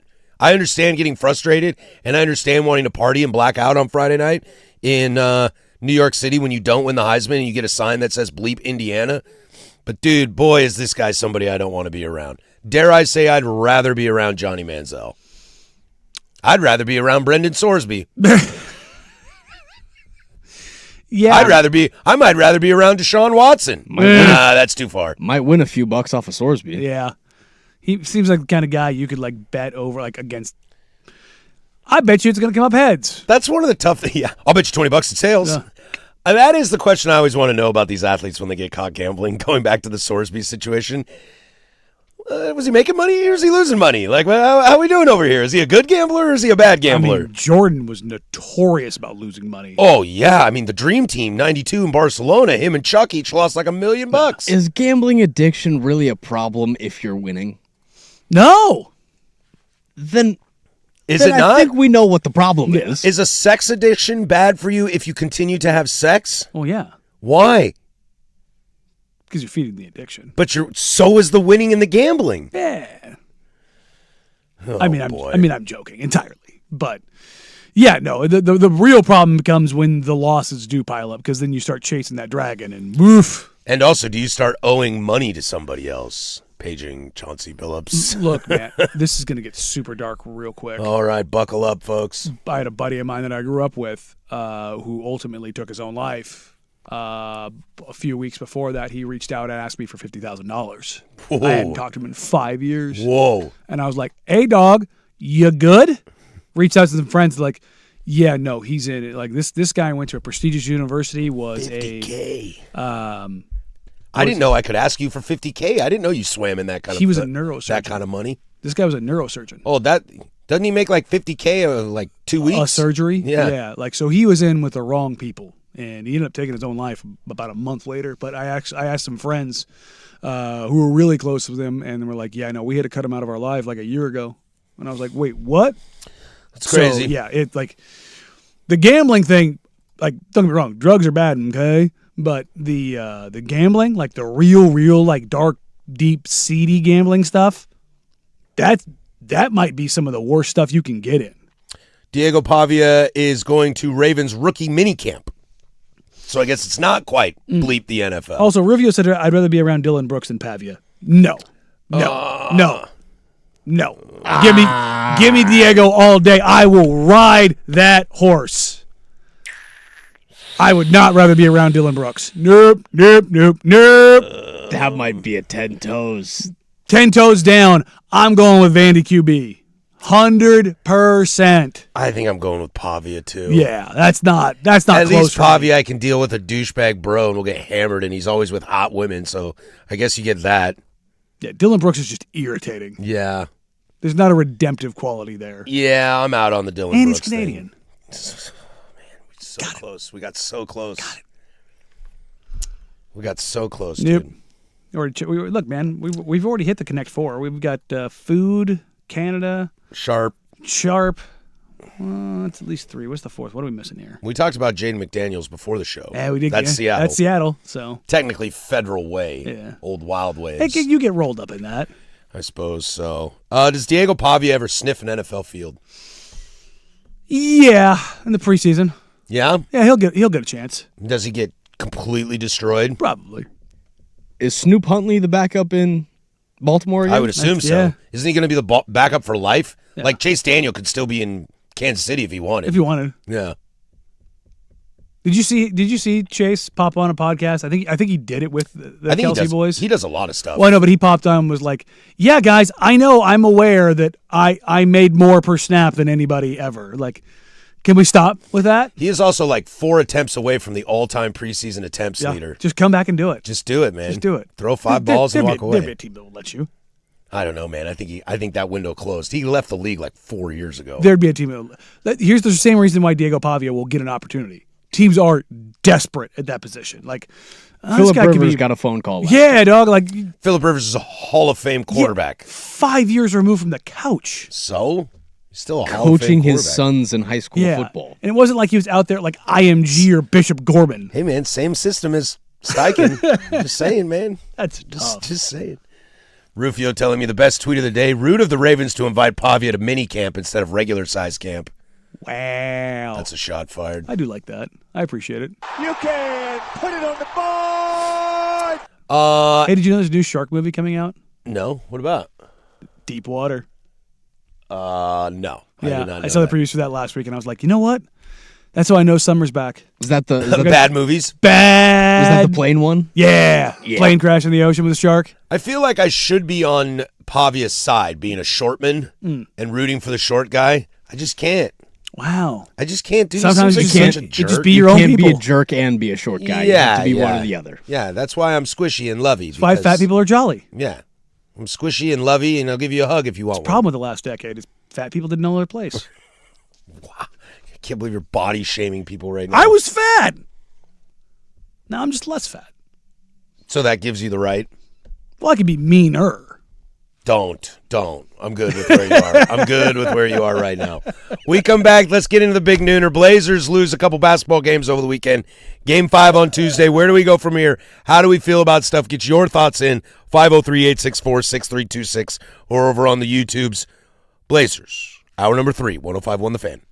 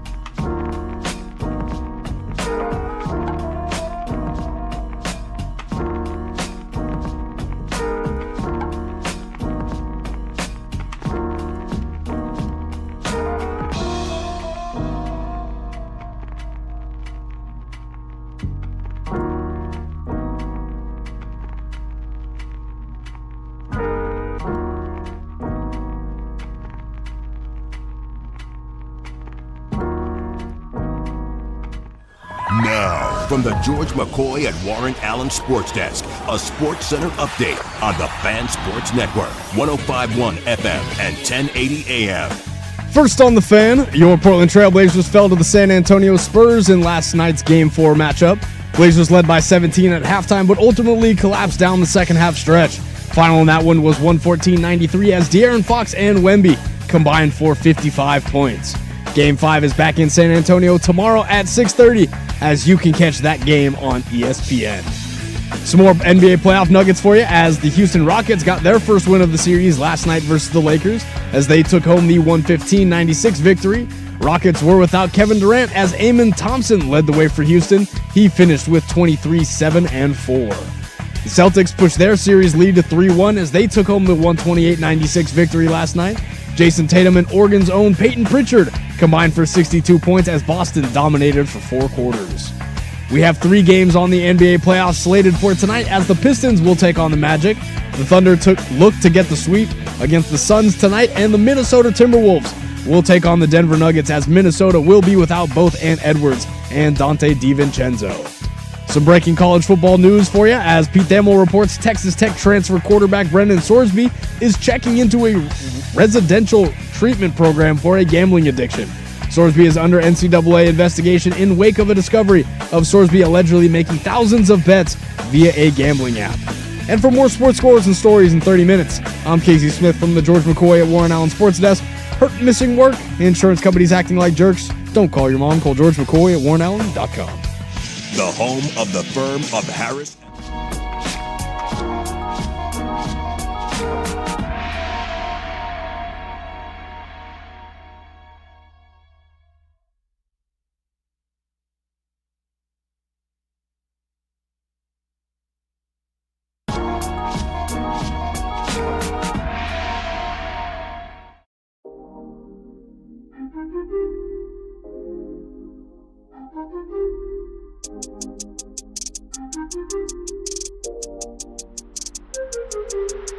Go here. The firm of Harris and Meringue. We do this bad boy every single Monday through Friday from 10 a.m. to 1 p.m. Thank you for being a part of our day. We are stoked to be a part of yours, truly.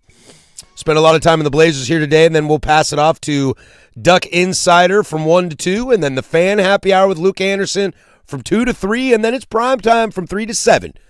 Started with the boys this morning. We'll finish up 13 hours of live, local, regional sports talk radio. I'm sure there's more Blazers to come on the happy hour and prime time, so you'll get your fill of Blazers right here on Portland Sports Leader, the Fan Sports Network. Let's get into it, Danny. We spent basically the whole first hour talking about the Blazers over the weekend. I thought somebody on the YouTube, I can't remember who it was, said, like, I don't know how to feel right now. And I'm kind of into that same sort of thought process of, look, I can sit here and I can nitpick about players that I thought played well and players that I didn't think played well. As far as tomorrow goes, like, I don't know how to get myself up for the game. You know, I'm going to watch the game for sure. I'll have it on from start to finish. I won't turn it off. But I don't know how to get excited. It feels really deflating, these last 2 games, and I think it stinks because while the team is still alive and there is a chance teams have come back from 3-1, it feels like a formality at this point.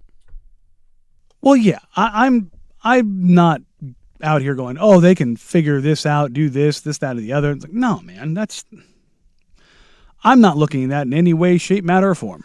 Mm-hmm. I just want to see how you respond.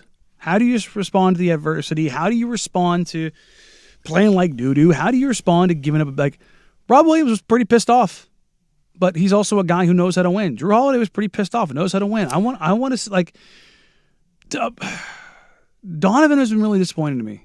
And I would like to see him have a series or a game in this series. He has yet to have a game. He had a nice half yesterday. And even then, that you weren't getting a ton from him. No, but I felt that he's such a polarizing character in this He had series. 5 and 5 in the first half. I also just don't understand why he can be so physical on Wemby in the first half and then just disappears in the second. Well, it's hard to keep a body on him. That's the thing, is that he's going to get cooked in space, and Tiago opted to go with Drew for long stretches, and I don't necessarily think that was a bad idea. I thought he was really disruptive at times on Wemby, particularly in the second quarter. But take Game 4, for example. Mm-hmm. He's got 14 minutes. He only has 2 fouls. Mm-hmm.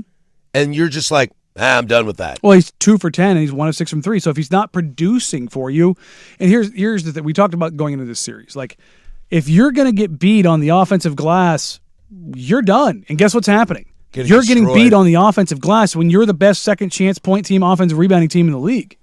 Like, if you're not mashing where you're supposed to mash, that's a problem, dog. Luke Cornett got a double-double in Game 3. Huh? He's going to have another one in Game 5, too. Where have you been, Donovan?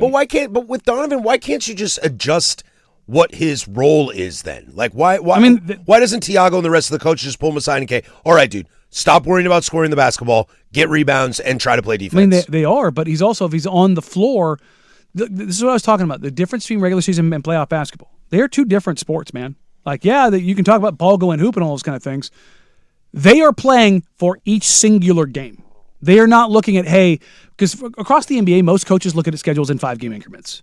Let's win 3 out of 5. Let's win 3 out of 5. And this is going to be my starting lineup. If everybody's healthy, this is my rotation. And like, these are the general times you can expect to get in. Sure, will we try to implement some things? Sure, on this road trip or this homestand, we're going to maybe throw in a little bit of a different look here. We're going to maybe try to emphasize this at this point in the season. Hey, we're injured here, so we're going to try to move things here. We're going to experiment. But for the most part, the rails are pretty wide. Come playoff season, boop, you tighten those things up. Your rotations get tighter. You're calling out what you're trying to do in every single timeout of like, hey, we are trying to find this guy. And that's why you don't see a ton of Vit Krejci or Chris Murray or City Sissoko.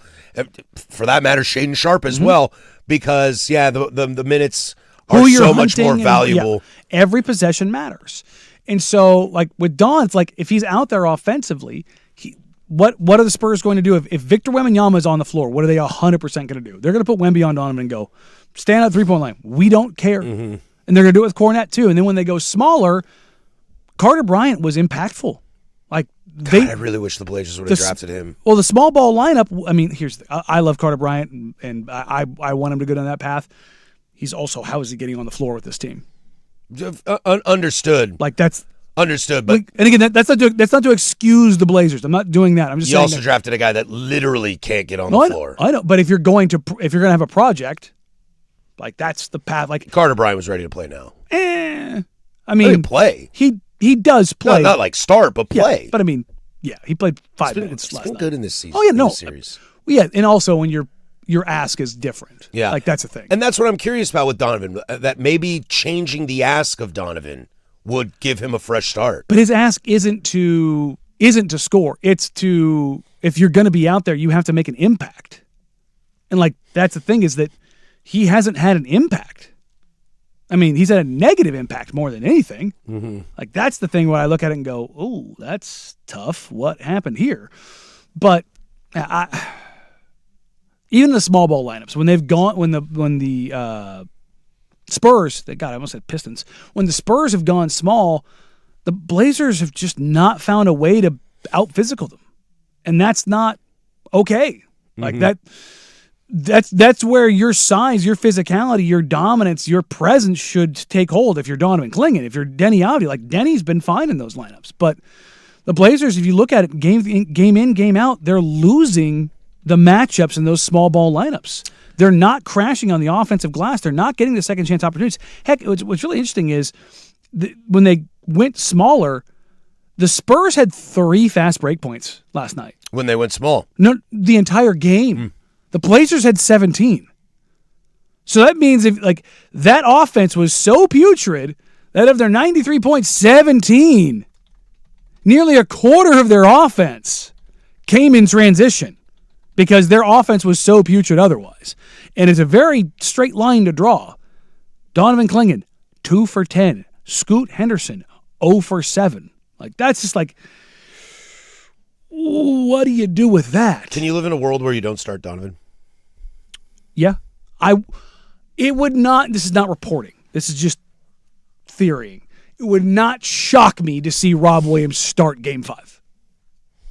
Would not shock me. It would be interesting to see what Donovan's like off the bench.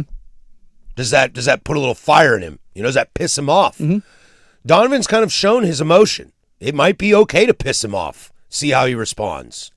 Be a good little data point to have going into the offseason. Sure would. And I don't think it's as mystery box as normally when I talk about this kind of stuff. No. Like, what does Jeremy look like off the bench? Or what does Shaden look like as a starter, et cetera? And I think we have seen that Donovan has very, very much struggled in this series. Also, so change it up for him. Let him be more, if he's in a rotation, that's less dealing with Wemby. Yes, Cornette has taken advantage of him a lot in this series, but I like the idea of Donovan learning on the fly against Luke Cornette than I do Donovan learning on the fly against Victor Wembanyama. Even beyond that, I think it goes to show maybe a level of both ingenuity, risk, and desperation from Tiago. This is it. Like how much you like this could be your last game. How much are you how much do you not care about anybody's ego to risk it all for winning? And I'm not saying that if he does that, that's what he believes. Ooh. I think it's a real question. You know who I think really, really likes that kind of attitude? Tom Dundon. That's kind of what I'm wondering. Tom Dundon would that's what got the love wheels attitude. Spinning about that. I think he would love that attitude. The F your feelings part of it, of like, I don't care about your ego. I don't care about Dude, this. I'm trying to win a game. Yeah. Whatever it takes. Yeah. So, yeah. Why not throw the kitchen sink at it? The only thing you don't have on the table is you don't have Dame. Outside of that, do whatever you want, man. Look, Rob Will's playing for a contract right now. And he's playing about as good as you could ask him to play. Yes. So if Rob Will was going to make, I don't know, let's say $12 million a year next year, okay? Say he signs a 3-year deal with a team and he gets $12 million a year. If Donovan ends up getting sat and Rob Will starts and plays well again, could that be 13, 14 million? Like, he's looking at MLE, MLE money. But like, here's your example. And again, I don't like using plus minus individual games. It's just a strong enough contrast to be like, okay. I think plus minus is also easy for the casuals like myself to understand conceptually. That's kind of like, it's loose enough that I'm okay with it. Yeah, it's like war. This is what happened. It's like war. Yeah, this is what happened when they were on the floor. There's a lot of it's context dependent. You will never hear me say like, yeah, but it's like, no, just take a look at this. Like in the game last night, Scoot Henderson played 27 minutes and he's a minus 22. Okay. Robert Williams plays 26-30 and is a plus 3. That is a 25-point swing. That's kind of the difference that you're talking about, like when guys are giving you positive impact in general. Like if you looked at it, you knew Scoot was buns last night. And when you watched Rob, you're like, Rob's good. Rob's been really good this entire series. And that's where some of that contextualized is. Like Drew Holiday last night had 20 points, but he's a minus 25. Yeah. Those turnovers really kill him. But shot the ball well, found other ways to get other guys involved, create, rebound, defend. But the turnovers were super loud. And the timeliness or untimeliness of them, basically stacking them in the third quarter, was very problematic. Yeah, and especially like once the lead goes down and you're now tied, now you're in a dogfight, and that's when the lights almost got too bright. The pucker and factor it's weird to say that about a guy like Drew Holiday. And I think it's just because, as I said in the first hour, he has to start doing things on his own. He has to start being selfish, and Drew Holiday is just not a selfish basketball player. That's just not his career. We'll take a quick break. When we come back, I want to ask who wins in a fight, Denny Avdia or Steph Castle. Next, 105.1 The Fan. The new home.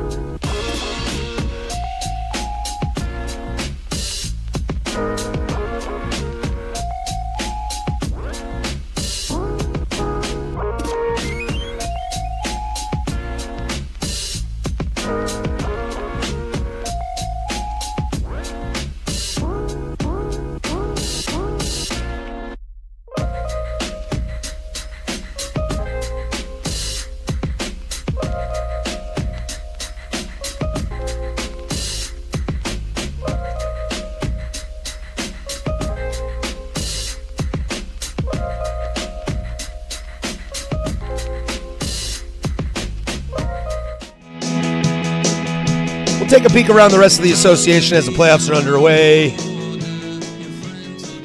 Have a conversation here, Danny, about Kevin Durant and LeBron James. We'll get to that in about 15 minutes. Manchester United up 1-0 on Brentford. I mean, we have to talk about LeBron in that Game 3. Yeah, That's indeed. insane. The old man's back. That was insane.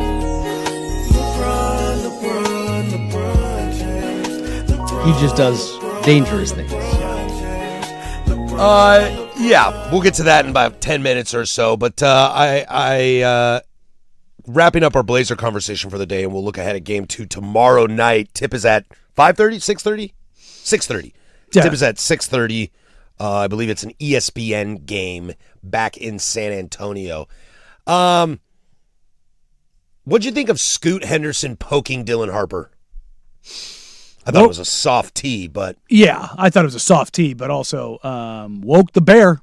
I know. Woke I know. the bear. It was kind of one of those moments where I'm watching it in real time and I'm like, ooh, Scoot. Scoot had it in game 3 is also too. He is a little back and forth too. Yeah, which, that's why I was kind of like, I was Yeah. like, ooh, I kind of like this. Scoot, yeah, get fiery. The problem is afterwards, Scoot was not very good and Dylan Harper was very good. He kind of took off. Yeah, so that the hindsight isn't always your nicest friend in that moment. It's very Dylan Brooksian bear poke.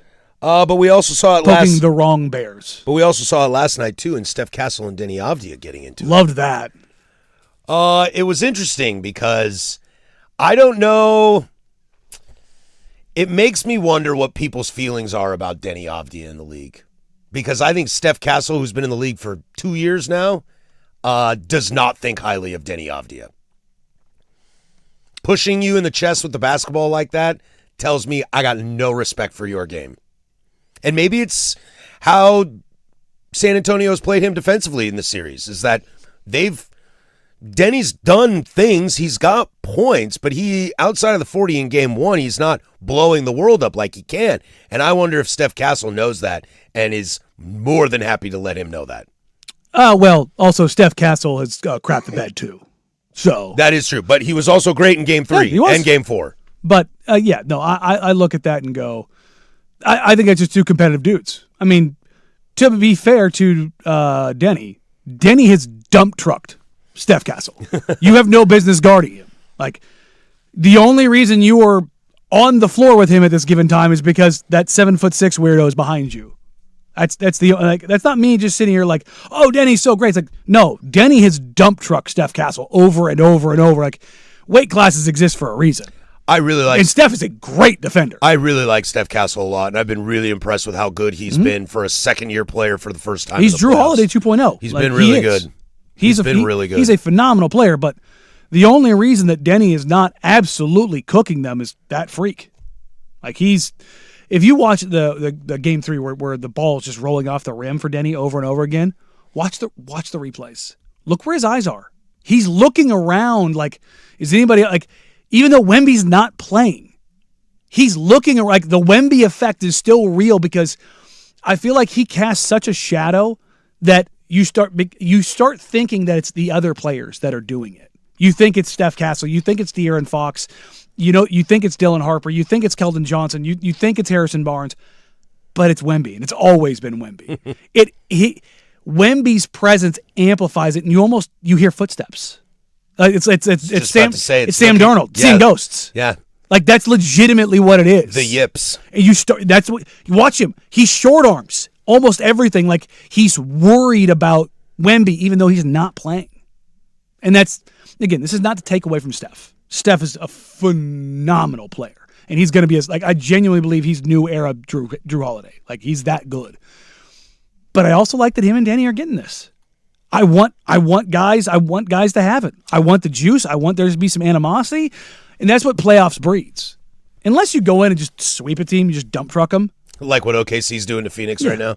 But you can't really build up animosity in that. We all just look at Dylan Brooks and laugh. I also think that it does go to show, and this is something that I will give the Blazers a lot of credit for, is that they have attempted a lot of times to be physical, to talk trash, to try to get in the Spurs' mind. And then the Spurs are up 3-1, but they've had to put in some work, okay? Being down 17 and winning by 20 sounds really cool. That's still really hard to do. And so you are exerting a lot.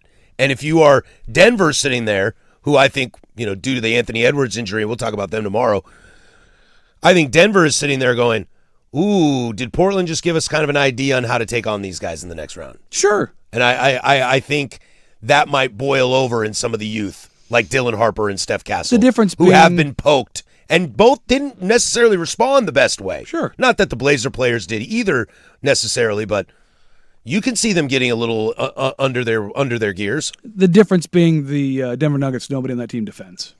That is also true. Jaden McDaniels has made that very clear multiple times. Do love that. The look on Jaden McDaniels' face is just. I mean, does he have a point though? Oh, he's 100. Aaron Gordon and Christian Brown are the only guys on that team. Ayo Dosunmu just had 40. 43. Yeah. No. Brown and AG are the only guys who defend, and AG is always dealing with injuries. I've said it. And probably- Christian Brown has to do it, otherwise he's not in the league. Yeah, and I've said this about Jokic multiple times this year. Outside of his rookie season, this is his worst defensive campaign, and Jamal Murray's never been a good defender. Jokic has been downright atrocious defensively this year, which is why I don't care how good he is offensively. I would never give him MVP. Like, people gave Luka crap about his defense. Luka would have been all NBA compared to Jokic this year on defense. That's how bad. Jokic was a turnstile all year. I asked this question about Donovan Clingan. Could you see a world where Scoot doesn't start tomorrow night? No, he's earned it. He's earned it? He's earned it. Look, he's had one doo-doo game. The other three was really good. I guess I was thinking more like regular season, because I would say Donovan has earned the start, although he's been buns in 4 games. Mm-hmm. Scoot's earned it, huh? So who are you starting? You starting? Oh, I'm not starting Jeremy Grant, I'll tell you that. You starting Shea? No. Then who are you starting? Chris Murray? Probably Scoot Henderson. I'm saying if you're not starting Scoot. I know. My answer is Scoot Henderson. Yeah. That's an interesting. It might just be that depth of that position, too. It's been a tough thing to figure out this series. You know what you're getting from Drew, and maybe that's why Blazer fans hang on to the Damian Lillard thing so much, is that if Scoot's playing like this, you're just like, oh, let's bring in Damian Lillard. Or you never have to worry about Scoot because it is Damian Lillard. It's nice to have things you can count on. Better chance of having a better game, too, is Scoot Henderson over Donovan Clingan? Probably. Like, I've yet to see Don really do anything. Like, really, like the things that he does, especially. Has he scored over 10 points this series yet? No. I don't think so. I think if he did, he's got one. And I think what's tough about Donovan, too, getting back to this conversation with Donovan, how do I say this? It feels like Donovan isn't playing bad. He's just not impacting the game producing. in any way, shape, or form. Yeah. When you're basically a zero. You're a plus-minus zero. What do you think Don needs to do to impact the game? Is it light up the box score? Is it... It's protect the rim and absolutely mash the glass. Yep. And he hasn't done really either of those things. Don't worry about scoring. Don't worry about the three-point line. Play a little physical on Wemby. Like, bro, if he fouls out, if he plays 27 minutes and fouls out in the fourth quarter and the Blazers lose by 6, cool. I'm cool with that. You played I'm cool physical basketball. I'm cool with that. The effort was there. Yep, I live with Doing that. it up a little bit. I live with that every single time. And that's what's interesting. And that's probably where Tiago gets a lot of the kind of questions being asked about him, is he's pulling the cord on Donovan quicker than anybody else. And that might be deserved, but it feels a little like why cords aren't being pulled as fast for some others. Like, Jeremy Grant played 33 minutes yesterday. I will say, maybe this could just be Tiago. If Tiago has, again, been a dude who has played meaningful minutes off the bench at the big man position, Totally. it's probably really hard to watch someone do it poorly. Touche. Yeah. If Michael Jordan's your coach. I know how to role player this. Yeah, if Michael Jordan's your coach and he's watching a shooting guard who just can't get to the hoop and can't hit a mid-range jumper, he's like, I will kill you. Yeah. Yeah, look at the. I mean, Shaq was pretty on the broadcast. I'm watching the game on TV. Shaq on the broadcast was a little hard on Wemby. Just kind of saying like, hey, dude, be aggressive. Nobody is your size. Yeah, Luke Cornett is giving this dude buckets. Yeah. Why are you not taking over this game? Shaq is kind of hard on Wemby because he's also a size that nobody else ever was. Yeah. Like, use that to your advantage. different kind of size, but yeah. Sure. And to Wemby's credit, he had the first 25-10-10 game, 25 points, 10 boards, 10 stocks since, Tim Duncan in 03. Yeah. Yeah. So just a quick little update on the Blazers as overall performers. Denny's averaging 22, 7, and 5 on 45, 43, 75 splits. I know, doesn't it? And this isn't a knock on Denny. This is just like how the series has gone. It's the expectation. That feels empty. It feels like an empty box score. But the numbers are cool because he gets to the free throw line a lot, but what's the true impact on the game? I mean, last night he had 19 points. Or, sorry, I'm looking at the wrong one here. Dude. He had 26 points. He's still a minus 16 and plus minus. Yeah, when nobody else can hit. That's I kind know. of the world you sit in. But he creates himself. He gets rebounds, gets them out in transition. Same with Drew. Drew's averaging, 19, 7, and 5? And was a minus 25 and he's shooting 45, 40, 88. Scoot's at giving you 18, but here's the thing about Scoot. Scoot's giving you 18, 1.5 boards, 1.5 assists. Yeah, this is what we said. It's like the points were fun in game 2, but Like, he what ain't doing else? anything You're not else. doing literally anything else, but he is shooting 49, 46, 75. Jeremy's shooting 35, 31.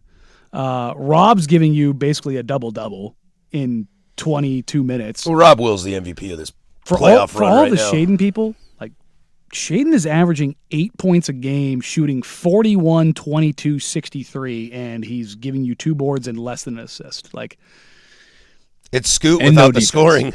And no defense, yeah. It's Scoot without the scoring. except you're not shooting well. Boy, my guy Shaden's taking it hard today. Like, two can't escape this, but 2 is giving you the defense. Yeah. But 2's offense has been underwhelming. Like, I that's- also don't want to live in a world where I need to rely on Tumani Kamara's offense. That's not a shot at Tumani. No, That's no, the rest he's- of the squad. And that's the thing this is where it gets. I want Tumani doing what Tumani needs to do. This is where it gets putrid. Donovan shooting 29, 17, 50. Say this again. 29% from the field, 17% from 3, 50% from the line. That's Tumani. No, Donovan. Oh. Ooh. You are 7'3". How are you shooting sub 30%? What is happening? Ooh. What is happening? That's why the hook is so quick. Yeah. You're just not finishing anything.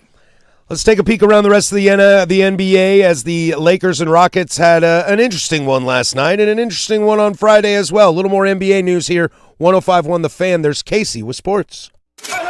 Now, from the George McCoy and Warren Allen Sports Desk, a Sports Center update on the Fan Sports Network, 105.1 FM and 1080 AM. First on The Fan, your Portland Trailblazers fell to the San Antonio Spurs in last night's Game 4 matchup.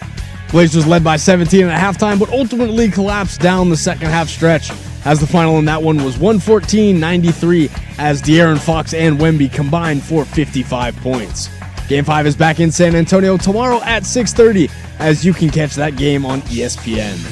Some more NBA playoff nuggets for you, as the Houston Rockets got their first win of the series last night versus the Lakers, as they took home the 115-96 victory. Rockets were without Kevin Durant, as Amen Thompson led the way for Houston. He finished with 23, 7, and 4. The Celtics pushed their series lead to 3-1 as they took home the 128-96 victory last night. Jason Tatum and Oregon's own Peyton Pritchard combined for 62 points as Boston dominated for 4 quarters. We have 3 games on the NBA playoffs slated for tonight, as the Pistons will take on the Magic. The Thunder look to get the sweep against the Suns tonight, and the Minnesota Timberwolves will take on the Denver Nuggets, as Minnesota will be without both Ant Edwards and Dante DiVincenzo. Some breaking college football news for you, as Pete Thamel reports Texas Tech transfer quarterback Brendan Sorsby is checking into a residential treatment program for a gambling addiction. Sorsby is under NCAA investigation in wake of the discovery of Sorsby allegedly making thousands of bets via a gambling app. And for more sports scores and stories in 30 minutes, I'm Casey Smith from the George McCoy at Warren Allen Sports Desk. Hurt, missing work? Insurance companies acting like jerks? Don't call your mom. Call George McCoy at WarrenAllen.com. The Fan is live on YouTube and Twitch.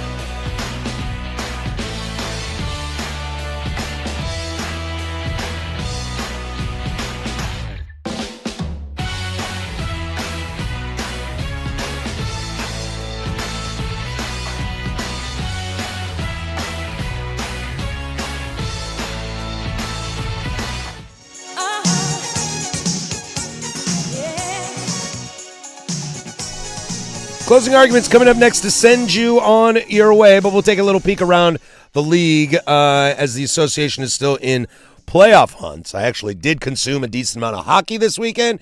The dog is happy. I think the dog is an Avs fan, though. I think she has made up her mind, and old Rennie is a Colorado Avs fan. She just thinks McKinnon is super dreamy. I mean, he's a handsome man. He's a good-looking kid. Good-looking kid. I'm sick and tired of these handsome athletes. I know. If you're going to be that good at something, I need you to be fugly. Or at least pay for it, like Tom Brady. Yeah. Yeah, pay for it. Like Ronaldo did the same thing. Yeah, just pay for it. Even then, no, I don't want it to be. I don't want it to be like repairable.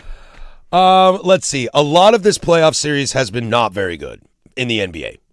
Oh, across the league. Across the league. Oklahoma City, Phoenix, bye. I want nothing to do with that. Boston, Philly. Dude, Joel Embiid came back yesterday, and they might be worse with Joel Embiid.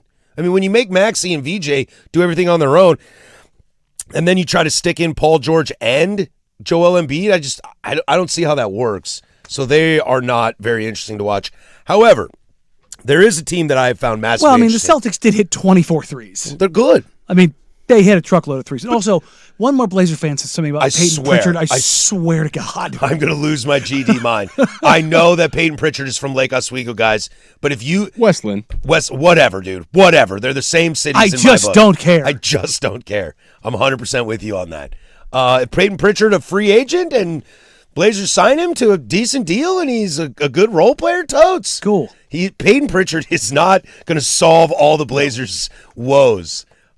Yes, they're also just a very good team. A team that I've been fascinated to watch, although last night wasn't that great, is the Los Angeles Lakers. They're playing really well. Look, without Luka and Reeves, they're playing really well. That Game 3 close by LeBron to poke the ball away, get it back, give it up, get it back again. And Kennard was like, no, boss, this is you. This is on you, big dog. And he's like, LeBron was like, Kennard, you take the shot. And Kennard was like, dog, that's you, man. And then he steps up and he buried it. LeBron's had already a couple signature performances in this series. LeBron's been very, very good. As a reminder, this man is 3 months younger than me. Mm-hmm. 6 months older than me. Like vintage. Like, that is crazy. He's been really, really good for them. And that roster is not a good basketball team. No, but they are optimizing guys. Outside of their two dudes being hurt, that is not a very good basketball team. No. Rui Hachimura is putting in 44 minutes. Dude, in Game 3, LeBron James and Rui Hachimura are both a plus-minus of 0. I mean, Luke Kennard's averaging 40 minutes a game right now. Yeah, dude. He's leading them in minutes. He's also shooting 52, 45, 83. That's awesome. That's so great, dude. That's so great. Also, Marcus Smart is hitting threes, which is wild. Yeah, dude, you're getting 12 points from Jackson Hayes off the Every bench. single Who person, the hell is Jackson Hayes? Every single person on this roster is burying threes. Got points. Yeah. There isn't a single 0 on this box score, Scoot Henderson. Yeah. Suck it, loser. Bronny James got 5 points. Off a lob.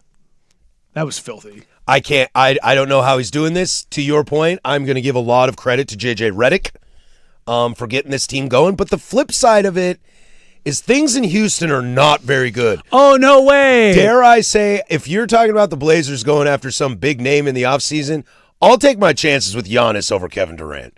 Durant has become such a whiny, entitled, tough watch on the basketball court these days. He is single-handedly blowing up the Rockets, who had a similar trajectory, minus Wembanyama, of the Spurs. Well, Some really nice young players, Şengün, Thompson, they're really kind of building into something rad. Fred VanVleet injury really, really stinks. Yes. But you add Kevin Durant, I picked him in the finals. It was like adding Durant to the Spurs. I was like, this is going to be money.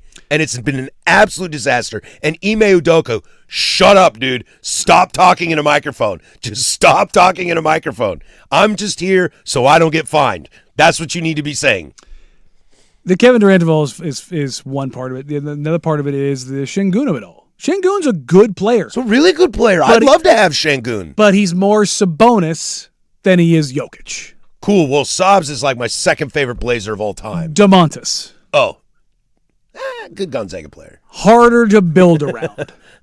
They're like, don't get me wrong, he's a better defender than Domas. Yeah. But there was a lot of like, oh, he's baby Jokic, like he's really got. Don't get me wrong, he's one of the better passing bigs in the league, hands down. There's no doubt about that. He's got great footwork. He's got some great creation. Strong dude. But similar to how Jokic is playing this year, Sengun's a little bit of a turnstile. Ole. And KD really just wants to shut up and go out there and get buckets and like do it his way, and everybody else just shut up about it. And Can you put this on KD? He hasn't played in 2 games. No. The season and like, look, man, But it's just the weirdness around it. they don't like each other. Yeah, there was an interview I saw on Inside the NBA before their game started, and they had a guy down there who was at like practice shoot-around sort of thing, and he was like, we don't know anything about Kevin Durant. He goes, actually, and I interviewed Amen Thompson, and I was like, oh, how's KD feeling? And Thompson just said, nobody's talked to him. So it's like KD is fully MIA, does whatever he wants, but then the weird thing is you see him on the bench last night, Pointing and laughing at DeAndre Ayton, yucking it up tossed. with his teammates like everything's hunky dory. It's so strange. It's so weird. Did you think DA needed to be tossed? No, Da's never been tossed in his life. I definitely think I don't think he was trying to punch him in the face. No, I think he was trying to deflect like the shoulder and just went too high. I agree. He definitely was throwing the body. Like, Look, yeah, whether I think he was trying to shuck his shoulder and he missed the shoulder because Sengun went down. Whether he meant to, land it where he did. I don't think he did. How many times have we seen an elbow hit a face? Yeah. All right, in basketball, you see it all the time. You know when it's intentional. Yeah, I definitely think he was. Test. Yeah, I definitely think Da was trying to throw a shoulder and a bow into him, like to cut him off.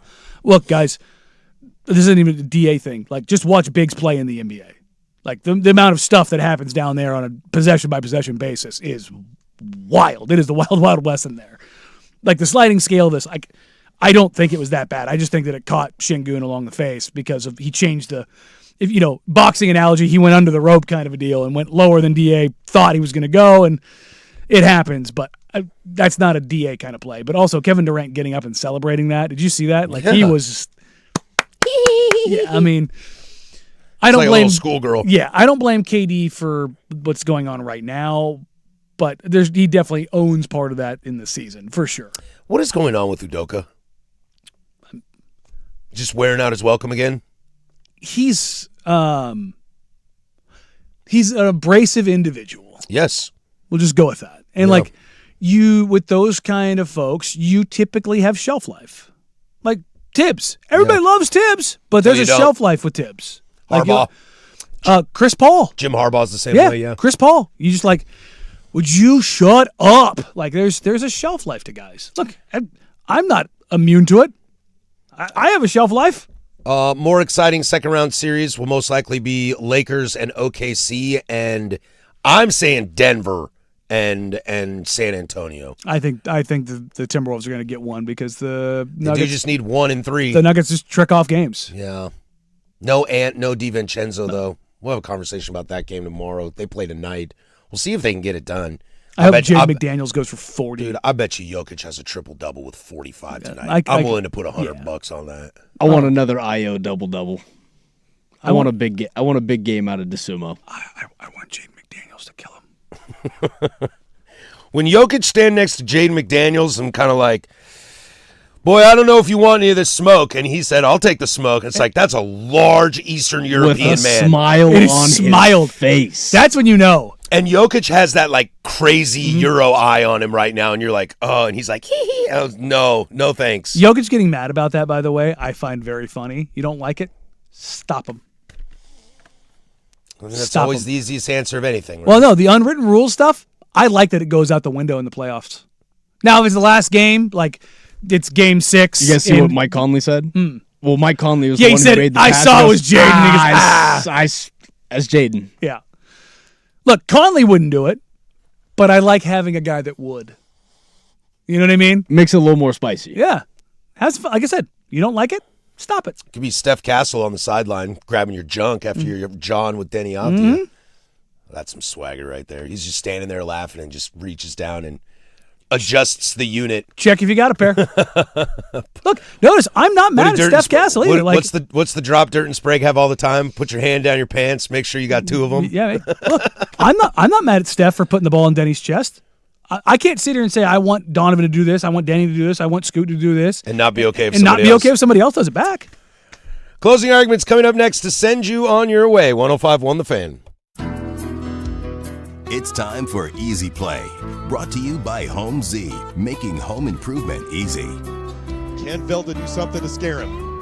Here's Velda's ball in towards the spot. Forey heads along, headed away by McVeigh. Still not out of danger. Here's Bonatag's shot, and he has scored! Alex Bonatag, the 23-year-old, has his first ever goal as a Portland Timber, and it's given him the lead in second half stoppage time! That's Fletcher Johnson, heard right here on 105.1 The Fan, your home of the Portland Timbers, as they defeat San Diego on the road 2-1 with an at-the-brink goal from Alex Bonatag, which also gave him MLS Team of the Week. He made that on Team of the Week. God, I want to get this team home so I can get to a home game. This Easy Play brought to you by Homesy. Use Homsy's online calculator to estimate your project instantly. Make it easy. Call Homesy. That's Homze. Homesy.com. We just finished our roof and siding with...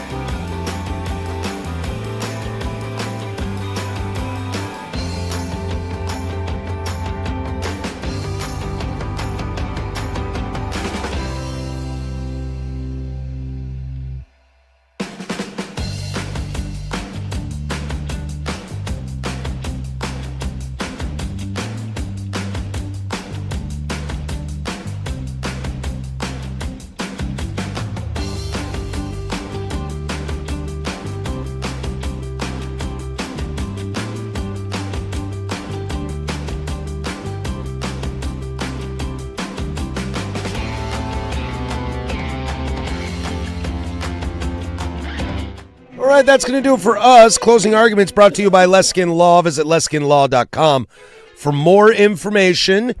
Coming up on the program tomorrow, it's a free consultation Tuesday, as we always do, so we'll have that to look forward to.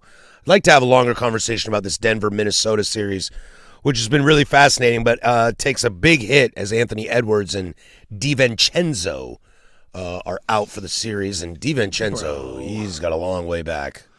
Achilles tears in the playoffs. I mean, Achilles tear is never good. Achilles tear in the playoff, which means you're missing the entire next season. It's just like, did you see? Like, I'm not mad at the medical staff, but I'm disappointed in the Minnesota medical staff. Dante knew immediately. Did you see him? Immediately. Knew immediately. He was like, get me out off, here! man. I don't want to be out here, dog. I just saw my career flash before my eyes. Yep. Like I felt bad for him because he was trying to fight back tears of like, I want to say something I can't say right now. Like, that's what happened to him. Yep. And you could see it. Like, I'm getting emotional because it's like, bro, we've got to find something when something like that happens. Play just stops. Somebody grabs the ball, hands it to the ref. The ref goes, you know what? You're right. Yeah. We don't need to waste a timeout right now. Like, you see that in soccer too. A guy will just kick it out of bounds, and then the other team kicks it back to them. Yeah. And it's like, yep, it's your ball. Just because you knew it. Like, the second it happened, he knew. Yep. And also that Ant Edwards injury, that is a half inch from being completely decimated. His knee going the wrong, like Willis McGaheying his knee. So Hey, look, it's cool to get Ayo Dosunmu to have that performance and to have Jaden do what he did and all those things that come with it. Also, by the way, Rudy Gobert should have been top 3 defensive player of the year. What the hell are we doing? But to have that happen, to need that from Ayo, that sucks, man. That sucks. Tonight on the sports slate for you, you got Detroit at Orlando. Detroit trying to even that series 2-2. I believe Detroit is the road favorite. I think they are -2 on the road tonight. They should be. OKC will send the Suns packing today, thank goodness. In fact, that's how the NBA feels about that. It's on the Peacock and not on NBC.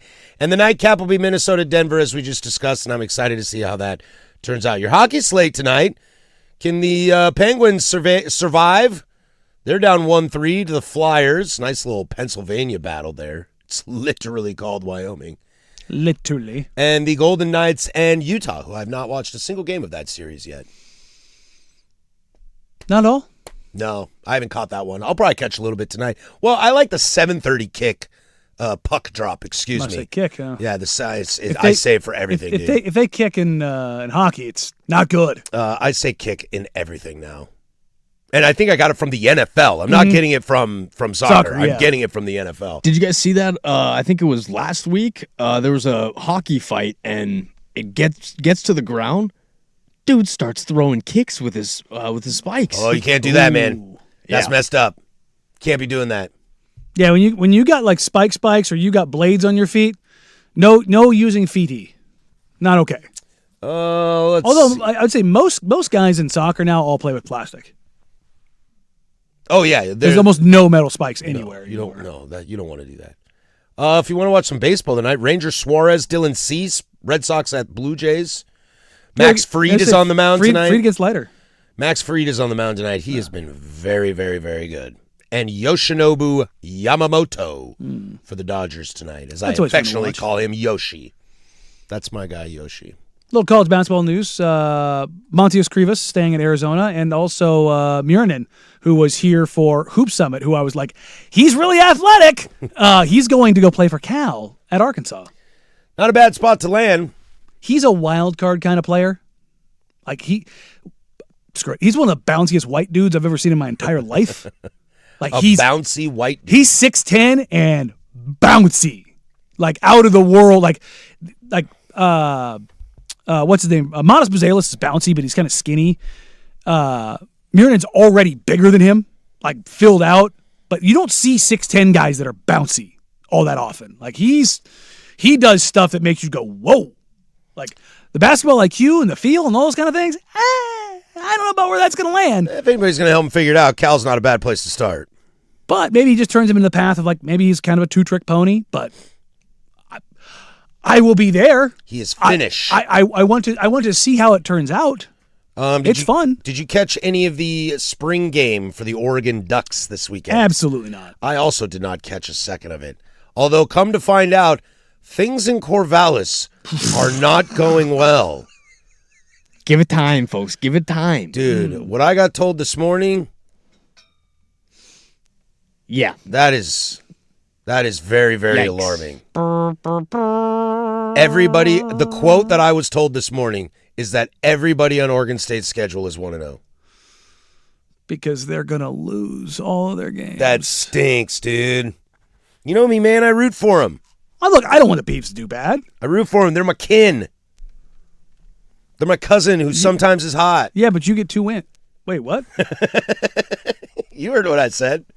I didn't. Run that by me again. That's Van Tucky type energy right there. Hell yeah, brother. She's my cousin who sometimes you're like, oh, man, she's kind of hot. Nope, never had that feeling. Yeah, that's too bad, man. Well, it takes time to build. You know, not everybody can be my Cougs. Although I didn't even know if we played a spring game this weekend. I bet you. I bet you we did. You want to find out? Let's find out together, guys. Washington State football spring game. It was optional. It was optional. It was optional. It was on Saturday Hey. in Pullman. All right. The gray team, the defense defeated the offense 40-29. Is it the gray versus the crimson? Gray versus Crimson. Okay. This is according to Google AI. Interceptions were made by a guy whose name I cannot pronounce. Malachi Rice and linebacker Jeremiah Bernard. Nice, dude. Caden Pinnock threw a 44-yard touchdown to Brandon. Oh my gosh, I hope this is AI messed up. Ganashamorthy. Ganashamorthy. I'm looking at it. You must have nailed it. I had to, right? Ganashamorthy. All right. That is a great name. That is excellent. Or do you think the G's silent there, like lasagna? Nashamorthy? Anashamorthy? Do you think they just call him Gash? Gash? Ooh, I'm going to call him Ganache. I'm kind of in. I'm kind of in. What are you watching tonight, Danny? What do you get into? Nothing. No? I'm stone cold. Turn it chilling. all off? You going sober? I'm recovering from the weekend. You're going sober on me, huh? I've had weekend things, and I have weekend things every weekend for the next month. And I'm tired. Man, why you want to work so hard, dude? That's just how it goes, man. It's life. I'm not going to. I'm going to watch the Blazer game tomorrow. I'm going to watch some hockey tonight. There you go. Might pitter-patter around the house. Might do some yard work today. I got the toes out. Yeah, you do. You do have the dogs out. They're big toes. The lady is very much against my toes being out. Are you got snaggles? No, she just thinks my feet are ugly. Oh.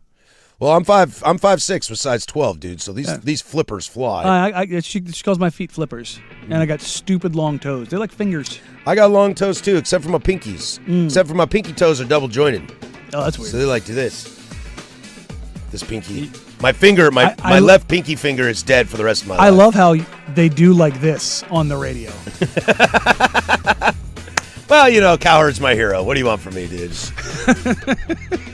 They do like this, and then 2 seconds of dead air. Closing arguments brought to you by Leskin Law. Visit LeskinLaw.com for more information. Leskin Law's one-day divorce mediation, peace treaties, not war plans. Thanks for being a part of our day today. We'll chat some more Blazers tomorrow. Hope you all have a great Monday out there. For Danny Meringue, that's Casey Smith. I'm Patrick Harris. Go do something I would do. Just like this. Bye.